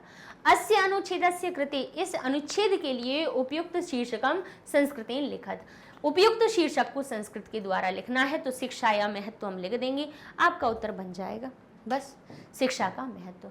अब चलते हैं हम अपने अगले गद्यांश को पढ़ेंगे। लिखा हुआ है श्रमस्य साहसस्य च योग्यः फलिताशः प्राप्यते, कहते हैं श्रम के और साहस के योग से क्या करते हैं, हम फल का प्राप्त करते हैं, फलितांश प्राप्यते, हम फलित का अंश, यानी अपना जो कोई भी कार्य हम जब करते हैं तो अपने श्रम और साहस योग्य है यानी जो योग्य हो हमारे लिए, फलितांशः प्राप्यते, हम उस फलित फल के अंश को प्राप्त करते हैं। यदा जब भवान आप मनसी मन में, मनस शब्द का सप्तमी विभक्ति मनसी मन में लक्ष्य चिंतित्वा लक्ष्य को चिंतन करके धैर्य पूर्वक धैर्य को लेकर के धैर्य से, जल्दबाजी में नहीं, निज कार्यम अपने कार्य को करोति करते हैं, तरही तो फिर अवश्यम एव तोड़ दीजिए, अवश्यम और एव का अर्थ हो जाता है ही, अवश्य ही तो फिर निश्चित ही साफल्यम यानी सफलता प्राप्त करने के लिए आप हो सकते हो, आप प्राप्त कर सकते हो। यहाँ पे प्राप्तुम है के लिए का भाव निकल रहा है, लेकिन आगे है शक्नोति यानी सकते हो, सकना शक धातु से, तो कहेंगे हम प्राप्तुम यानी प्राप्त कर सकते हैं। अतएव इसलिए ही कथ्यते कहा जाता है कि साहस में ही श्रेय प्रतिष्ठा, साहस में ही श्री यानी लक्ष्मी, श्री किसको कहा जाता है? लक्ष्मी को कहते हैं। साहस में ही श्री प्रतिष्ठा, साहस में ही श्री का विराजमान होती है, प्रतिष्ठित होती है। लक्ष्मी कहाँ होती है? साहस में। जो साहस करता है, आगे बढ़ता है, लक्ष्मी स्वयं उनके पास आती है। जीवन में सप्तमी विभक्ति है, मैं का अर्थ बोल रहे हैं लाभ, और यहां से निकाले तो अलाभ योह, लाभ क्या होता नहीं आता, लाभा क्या होता है? पहला लिखा था लाभा लाभ, तो बड़िया की जो मात्रा है लाभ में जो जुड़ी हुई है वो किससे आई है? हमारी दीर्घ संधि से। अगर हम अलग निकाले तो क्या निकलेगा यहां से? लाभ और अलाभ, ठीक है, ये निकल आएगा। और योह कह रहा है या तो इसमें मैं का अर्थ निकलेगा या किसका अर्थ निकलेगा? काकी के का, क्योंकि यो षष्ठी सप्तमी द्विवचन। योह और योह होता है किसी भी शब्द में प्रत्यय में कब लगाया जाता है? षष्ठी विभक्ति सप्तमी विभक्ति के द्विवचन में, बालकयोह यानी दो बालकों में, या बालकयोह यानी दो बालकों का की, ठीक है। लाभ और अलाभ में विचार किए बिना, विचारम बिना, तो यहाँ पे हम मैं का भी अर्थ कर सकते हैं या काकी के का भी अर्थ लगा सकते हैं कि लाभ अलाभ का, लाभ अलाभ यानी जिसमें लाभ ना हो यानी हानि, लाभ और हानि का विचार बिना, विचार के बिना, लाभ हानि का विचार किए बिना परिश्रम करणीय, परिश्रम करना चाहिए। अनियर प्रत्यय है तो चाहिए का अर्थ निकल रहा है। साहसिना यानी साहसी विद्यार्थिना, साहसी विद्यार्थियों को कहते हैं सदैव कर्म योगिना भूत्वा, साहसी विद्यार्थियों को सदैव हमेशा ही कर्म योगी होकर के, कर्म में योग कैसा कीजिए? कर्म में ध्यान लगाकर, मतलब आपका कर्म, जैसे विद्यार्थी हैं उनका कर्म क्या होता है? मूल रूप से उनका जो कर्म होता है वो होता है विद्या का अर्जन करना। अभी आप बताइए, जब आप अभी पढ़ाई कर रहे हैं तो ये सोचिए कि आपने जब से पढ़ाई शुरू की है और अभी भी आपकी पढ़ाई चल रही है और आगे भी चलेगी, तो आपके माता पिता ने आपके ऊपर कोई भी कर्तव्य रखा है? अभी नहीं रखा है। अर्थात आपका जो कर्म है वो आपके माता पिता ने आपके लिए क्या बनाया कि बेटा केवल आप पढ़िए। अभी आपको क्या होना चाहिए? कर्मयोगी होकर के, भू यानी होना, त्वा यानी कर, और कर के अर्थ जुड़ जाएगा कि साहसी विद्यार्थियों को सदैव हमेशा ही किसके? साहसी विद्यार्थियों के द्वारा हमेशा कर्मयोगी ना होकर योगी, कर्म में योग, जैसे योग करते हैं ना तो हम एक किसी भी चीज पर ध्यान केंद्रित करते हैं। हम कहते हैं श्वास, हम जैसे कर रहे हैं कौन सा योग कर रहे हैं? हम कपालभाति करते हैं, हम कपालभाति कर रहे हैं, हम अनुलोम विलोम कर रहे हैं। तो योग का मतलब क्या होता है? अपने दिमाग को एकाग्रचित करके हम अपनी श्वास छोड़ते हैं, प्राणायाम करते हैं। तो भाई योग कहीं ना कहीं उन्हीं चीज़ों से जुड़ा होता है। हमें योग मतलब लगता है कि हम बाहर बैठ के चटाई डाल के या ऊपर डाल के हम जो योग की मुद्राएं होती हैं उन्हें करेंगे तो वो योग होता है। लेकिन अगर कर्म योगी होना यानी किसी भी लक्ष्य में अपना ध्यान केंद्रित करके उसको प्राप्त करना भी एक प्रकार का योग है। तो कर्म योगी न भूत्वा, कर्म योगी हो करके सम्यक, कहते हैं सम्यक पदम अलंकुर्वन्ति, कहते साहसी विद्यार्थी सदैव कर्मयोगी होकर के सम्यक पदक यानी उचित पद पर जाकर अलंकुर्वन्ति, अलंकृत होते हैं। साहसी विद्यार्थी ही हमेशा जो साहसी विद्यार्थी होते हैं वो ही हमेशा कर्म योगी होकर के, क्योंकि वो अपने कर्म को बहुत अच्छे से करते हैं, योगी की भांति करते हैं, तो फिर उन्हें सम्यक पद से अलंकुरवंती, वो सम्यक पद से अलंकृत होते हैं, यानी सुशोभित होते हैं। ठीक है, साहसिनः जना, और साहसी जन भी क्या होते हैं, साहसी जन हमेशा सन्मार्गम अनुसरंती, और साहसी जो जन होते हैं वो हमेशा सन्मार्ग यानी अच्छे, सत शब्द से सत का अर्थ ये ता है, ये भाई हमारा अगर विच्छेद करें तो सत मार्ग निकलता है। फिर हमारा कौन सा अनुनासिक संधि का नियम लग गया, तो यहाँ पे ता का ना हो गया, क्योंकि आगे वाला आने वाला वर्ण कैसा था, अनुनासिक वर्ण था, तो ता का ना बन गया। हमने अनुनासिक संधि में आपको पढ़ाया है। सन्मार्गम अनुसरति, साहसी जो जन होते हैं वो हमेशा सत मार्ग पर, अच्छे मार्ग का ही अनुसरण करते हैं।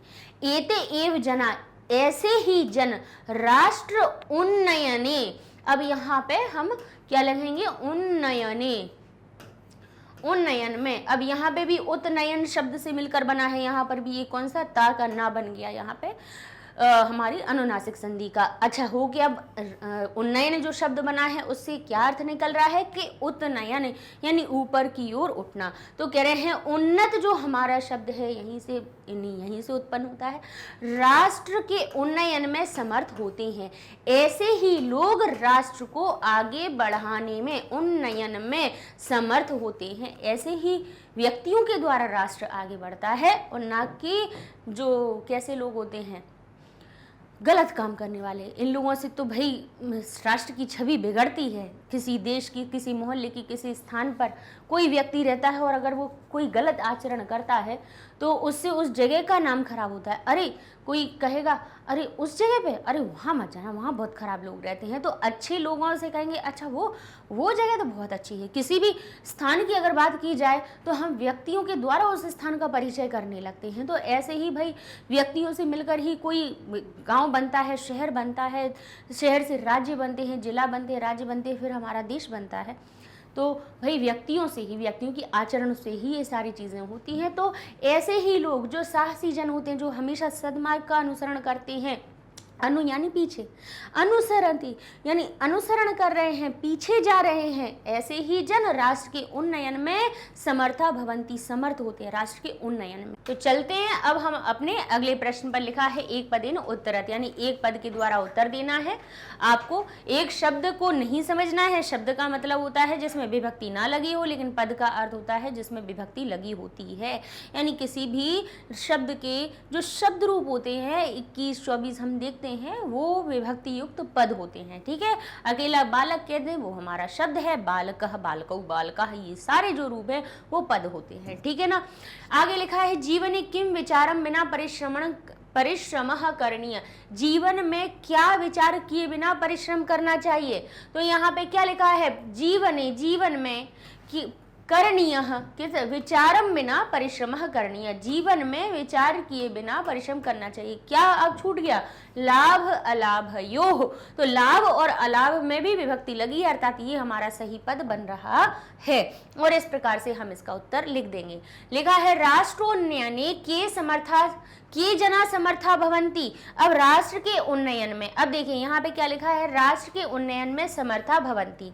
अब यहाँ लिखा है जना, कौन से जना, वो भी कह रहे हैं कि कौन होते हैं, के लिखा हुआ है। प्रश्न हमारा क्या कह रहा है कि के जना, कौन से जन होते हैं। अब यहाँ पे सुनिए, अब थोड़ा सा यहाँ पे वही हम बात कहते हैं ना कि जो छापने की आदत है उसको हमें थोड़ी कम करनी है ना, कि हमने देखा और हमने कहा अरे ये लिखा हुआ है, अर्थात यहाँ पे एते लिख देना है। ठीक है, एते आप लिख देंगे, लेकिन एते भी तो एक सर्वनाम शब्द है जो ये बता रहा है कि ये जन ही। अब ही को तो हटा दो, चलो ये तो हमारा क्या है, अव्यय पद है। तो जनाः राष्ट्रोन्नयने समर्था भवन्ति, और उन्होंने लिख दिया है कि। अब के हिसाब से आप सोच रहे होंगे कि प्रथमा का बहुवचन इसमें है, तो प्रथमा के बहुवचन का एते शब्द ये सही हो रहा है। कहेंगे ठीक है हम तो एते लिख दे रहे हैं, लेकिन एते शब्द भी तो ये कह रहा है कि ये जन ही राष्ट्र उन्नयन में समर्थ होते हैं। तब भी प्रश्नवाचक शब्द है कि कौन से, किन की बात। तो जो आगे उनने कहा है कि जो साहसी जन हमेशा सन्मार्ग का अनुसरण करते हैं वे ही लोग, कौन सी लोग? बोले साहसी जना। तो उत्तर यहाँ मिल रहा है।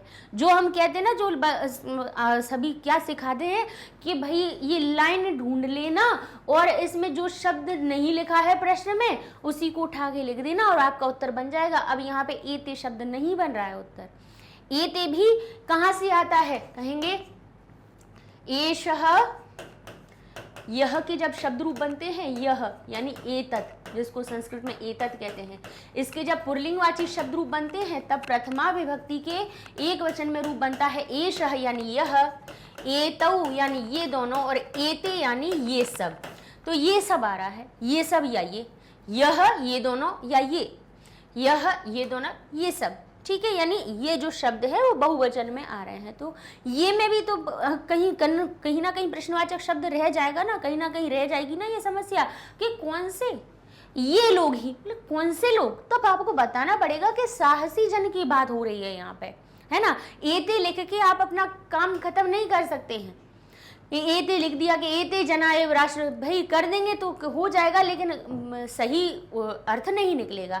तो भाई जब हम पढ़ते हैं हम समझ रहे हैं कि आगे पहले साहसी लोगों की बात हुई है कि साहसी लोग हमेशा सन्मार्ग का अनुसरण करते हैं, ऐसे ही जन राष्ट्र के उन्नयन में समर्थ होते हैं। बोले ऐसे ही जन, बोले कैसे जन? साहसी जन, ठीक है ना। तो इस प्रकार से साहसिनः जनाः हमारा क्या बनेगा? सही उत्तर बनेगा। आगे लिखा है पूर्ण वाक्य उत्तरत। अब आपको पूर्ण वाक्य में उत्तर देना है कि कह साफल्यम प्राप्तुम शक्नोति, कौन सफलता को प्राप्त कर सकता है। तो अब आ गई पूर्ण वाक्य की बात। अब पूर्ण वाक्य में हम बता सकते हैं कि ये लिखा है, क्या कर सकते हैं? साफल्यम प्राप्तुम शक्नोति। तो क्रिया से हम शुरू हो जाएंगे, यहाँ से लिख देंगे यदा भवान, जब आप मनसी लक्ष्य। अच्छा, भवान की जगह पे आप और भी शब्द कर कि जब व्यक्ति, मनुष्य, तो आप यहाँ पे कह की जगह पे आप जनः भी लिख सकते हैं।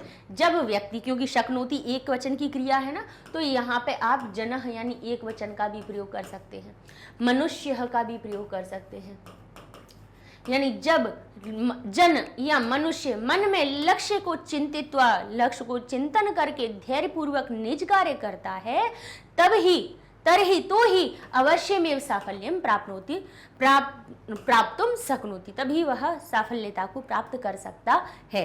ठीक है ना। तो थोड़ा सा अगर स्पष्ट हो जाए अर्थ, तो थोड़ा सा अपने हिसाब से भी एक आध शब्द आप लिख सकते हो, ऐसी कोई बात नहीं है। क्योंकि यहाँ पे देखिए जो कह शब्द है ना, इससे हमें पता चल जाएगा कि भाई जो हमें शब्द लेना है उसमें प्रथमा विभक्ति लगा देनी है। तो यहाँ भगवान तो प्रथमा का है ही, जब आपका लिखा है तो आपकी जगह पे आप जन भी लिख सकते हो, मनुष्य के। जब जन या जब व्यक्ति, जब मनुष्य मन में चिंतन करके धैर्यपूर्वक निज कार्य को करता है, तब वह अवश्य ही सफलता को प्राप्त करता है। ठीक है ना। तो अपने हिसाब से भी आप बनाना सीखिए। एक एक शब्द हमें अगर जोड़ना भी पड़े तो उसमें हमें घबराना नहीं है ना। आगे लिखा है के सम्यक पदम अलंकुर्वन्ति, कौन अच्छे पद को, अच्छे पद से क्या होते हैं? अलंकृत होते हैं। कौन होते हैं? यहां से देखिए, साहसिनः विद्यार्थिनः हमेशा ही कर्मयोगिनः भूत्वा, कर्मयोगी हो करके सम्यक पदम अलंकुर्वन्ति, और ये हमारा उत्तर बन जाएगा। ठीक है, चलिए अब चलते हैं। इस प्रकार से हमारा यथा निर्देशम उत्तरत। अब देखेंगे कि निर्देशानुसार उत्तर दीजिए। क्या लिखा है? साहसिनः इति कस्य पदस्य विशेषणम। साहसी जो शब्द है इस पद का कौन सा विशेषण है? अब साहसिना जो शब्द विशेषता बता रहा है वो किस किस की बता रहा है? तो साहसिनः शब्द एक तो विद्यार्थी की विशेषता बता रहा है और एक साहसिना जनः की विशेषता बता रहा है। समान विभक्ति लगी है, बहुवचन। बोले बिल्कुल सही है। तो हमें या तो विद्यार्थी मिले या जनाह मिले, तो हम देख लेंगे कि यहाँ पे हमारे पास विद्यार्थी मिल रहा है तो वो हमारा सही उत्तर बन जाएगा, जनाह मिलता तो वो हो जाता। आगे देख लेते हैं, अलंकुर्वन्ति इति क्रियापदस्य किम कर्तृपदम गद्यांशे प्रयुक्तम। अलंकुर्वन्ति जो क्रियापद है वो किसके लिए आई है? लोगों के लिए आई है, विद्यार्थिना के लिए आई है, श्रम के लिए आई है या योग्य के लिए आई है? तो अलंकुर्वन्ति का भी अपन ने प्रश्न लिखा था कि क्रिया कहीं पे दी हुई हो, उसका कर्ता पूछा हो, तो आगे बढ़ जाइएगा और देख लीजिएगा प्रथमा विभक्ति युक्त शब्द कहाँ है, यानी उससे जो जहाँ वो हमारा वाक्य अंत हुआ है उसका प्रारंभ कहाँ से हुआ है, वहां से वहां तक की चीज को उठा लीजिए और फिर देखिए कि बीच में प्रथमा विभक्ति युक्त तो शब्द कौन सा बनना है। अब ये साहसिनः भी बन रहा है, विद्यार्थिनः भी बन रहा है और कर्मयोगिनः भी बन रहा है, लेकिन यहाँ पे विद्यार्थी क्या है, कर्मयोगी किसी का नाम नहीं है, साहसी किसी का नाम नहीं है, लेकिन विद्यार्थी जरूर एक समूह का नाम होता है कि छात्र एक समूहवाचक संज्ञा है, विद्यार्थी एक समूहवाचक संज्ञा है, एक के जातिवाचक संज्ञा है, यानी पढ़ने वाले बच्चों को विद्यार्थी कहा जाता है। जाति मतलब एक जाति का मतलब ये नहीं कि ये ब्राह्मण, ये वैश्य, ये शूद्र, ये कोई दुनिया में कोई नहीं, उस जाति की बात नहीं कर रहे हैं, यानी किसी एक विशेष समूह या हमें किसी एक विशेष व्यक्ति की बात कही जाए। अब भाई सेना में जो होते हैं वो सैनिक हो जाते हैं, तो सैनिक से ये हमें याद हो जाता है, समझ आता है, उस सैनिक का नाम क्या है नहीं पता है, लेकिन सैनिक से हमें ये ज्ञात हो जाएगा कि अर्थात वो सेना में काम करने वाला व्यक्ति है। तो सैनिक शब्द भी क्या बन रहा है, हमारा संज्ञा बन रहा है। विद्यार्थी हमारी संज्ञा है, बालक हमारा संज्ञा है। बालक का नाम कुछ भी हो, पुकारा जाने वाला नाम कोई भी हो, लेकिन बालक स्वयं एक जाति को संबोधित कर रहा है, यानी एक इस उम्र के बालक जो हमारे भाई कैसे होते हैं, शिशु की श्रेणी से ऊपर हो जाते हैं, किशोरावस्था के पहले के जो बीच का समय होता है, मतलब मान लीजिए कि 6 वर्ष से लेके हमारे 12 वर्ष तक के आयु के जो बच्चे हैं वो अपने चलो बालक की श्रेणी में आ जाते हैं, यानी वो एक जाति को संबोधित कर रहा है। शिशु एक छोटे से बच्चों के जाति को संबोधित कर रहा है। बालह शब्द, बालिका शब्द, ये भी जातिवाचक संज्ञा होते हैं, संज्ञा यानी नाम होते हैं। तो यहाँ पे विद्यार्थी भी हमारा क्या बन रहा है, जातिवाचक संज्ञा बन रहा है। ऐसे ध्यान कीजिएगा कि साहसी क्या किसी को हम पुकारते हैं क्या, नहीं, साहस तो एक क्या हो गई विशेषता। कर्मयोगी क्या हो गया, कर्म में योग रखने वाला, तो भाई ये तो एक उसकी विशेषता हो गई, नाम नहीं हुआ। तो नाम कभी भी विशेष्य नहीं ये हमारे जो विशेष ये बनेंगे हमारे विशेषण, और जो नाम होता है वो बनता है विशेष्य।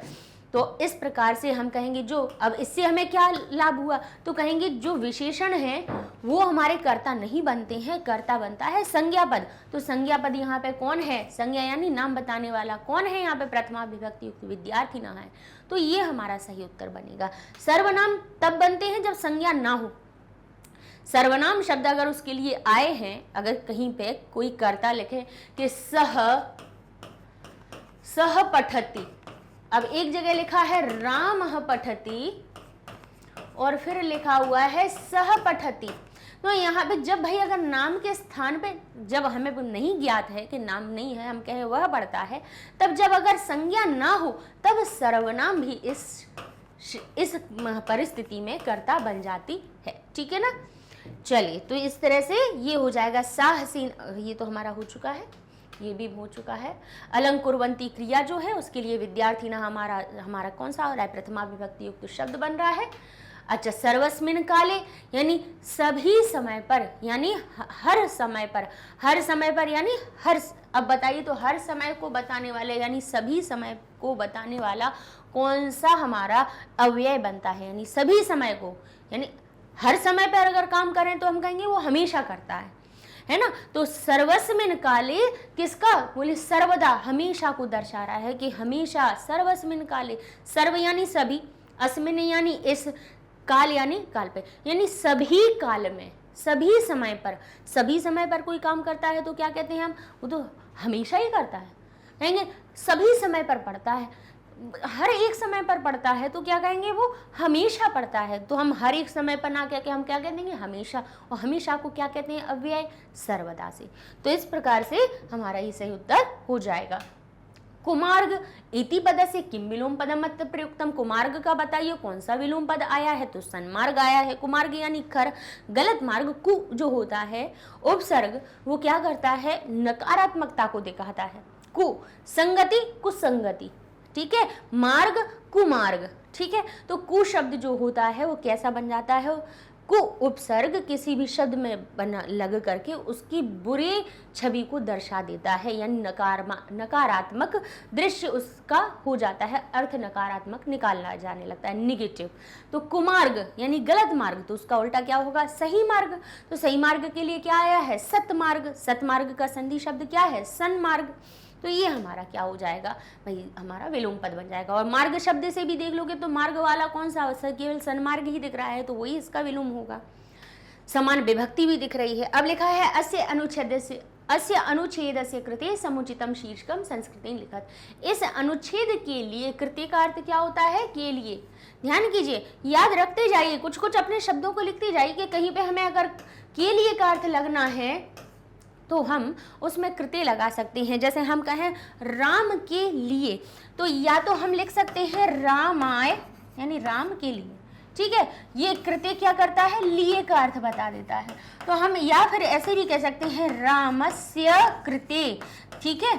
तो इसमें भी क्या होगा? राम काकी के का अर्थ सिया से जुड़ गया और इससे लिए बन गया, तो राम के लिए रामस्य कृते या रामाय राम के लिए, ठीक है। तो कृत्य शब्द का अर्थ, भाई हमें अनुवाद बनाना हम कैसे सीखे? शब्दों को जब जोड़ेंगे तभी तो हम किसी शब्द का वाक्य बना पाएंगे। तो यहाँ लिखा है शीर्षक लिखना है, तो यहाँ पे साहसिनः जनाः भी हम लिख सकते हैं, साहसिनः विद्यार्थिनः भी लिख सकते हैं। तो इस प्रकार से क्यों, जिसकी बात बताई गई उसको लिख दीजिए, आपका उत्तर सही हो जाएगा। तो इस तरह से ये हमारे हो जाते हैं अपठित गद्यांश जो 2016 से लेके 2022 तक की आपकी परीक्षाओं में आए थे। अच्छा, ये सारे हमने आपको इसीलिए बताए हैं कि जिससे हम एक तरह से ये आपके प्रैक्टिस हो जाएगी, आपको समझ में आएगा कि कोई इतने बड़े भारी कठिन नहीं आते हैं कि हम उनको हल ना कर पाएँ, ठीक है ना। तो क्योंकि और 10 नंबर का आता है, ऐसा नहीं है कि थोड़ी बहुत नंबर, हमें सीधे 10 नंबर मिल जाते हैं। तो इन 10 नंबर को हमें पकड़ना है हर परीक्षा में, ठीक है, क्योंकि बस थोड़ा सा हमें अर्थ समझना है, अर्थ समझ लिया तो उत्तर आराम से मिल जाएगा। चलिए, तो अगले वीडियो में अब हम प्रीवियस ईयर के में 2016 से लेके 22 तक जितने भी आपके वो आए ना पत्र, अनौपचारिक या औपचारिक, उन सभी को हम एक ही वीडियो में आपको करवा देंगे। तो बने रहिए मैग्नेट ब्रेन्स के साथ में, लाइक कीजिए, शेयर कीजिए, सब्सक्राइब कीजिए। चलिए, मिलेंगे पत्र लेखन वाले वीडियो में, तब तक के लिए धन्यवाद।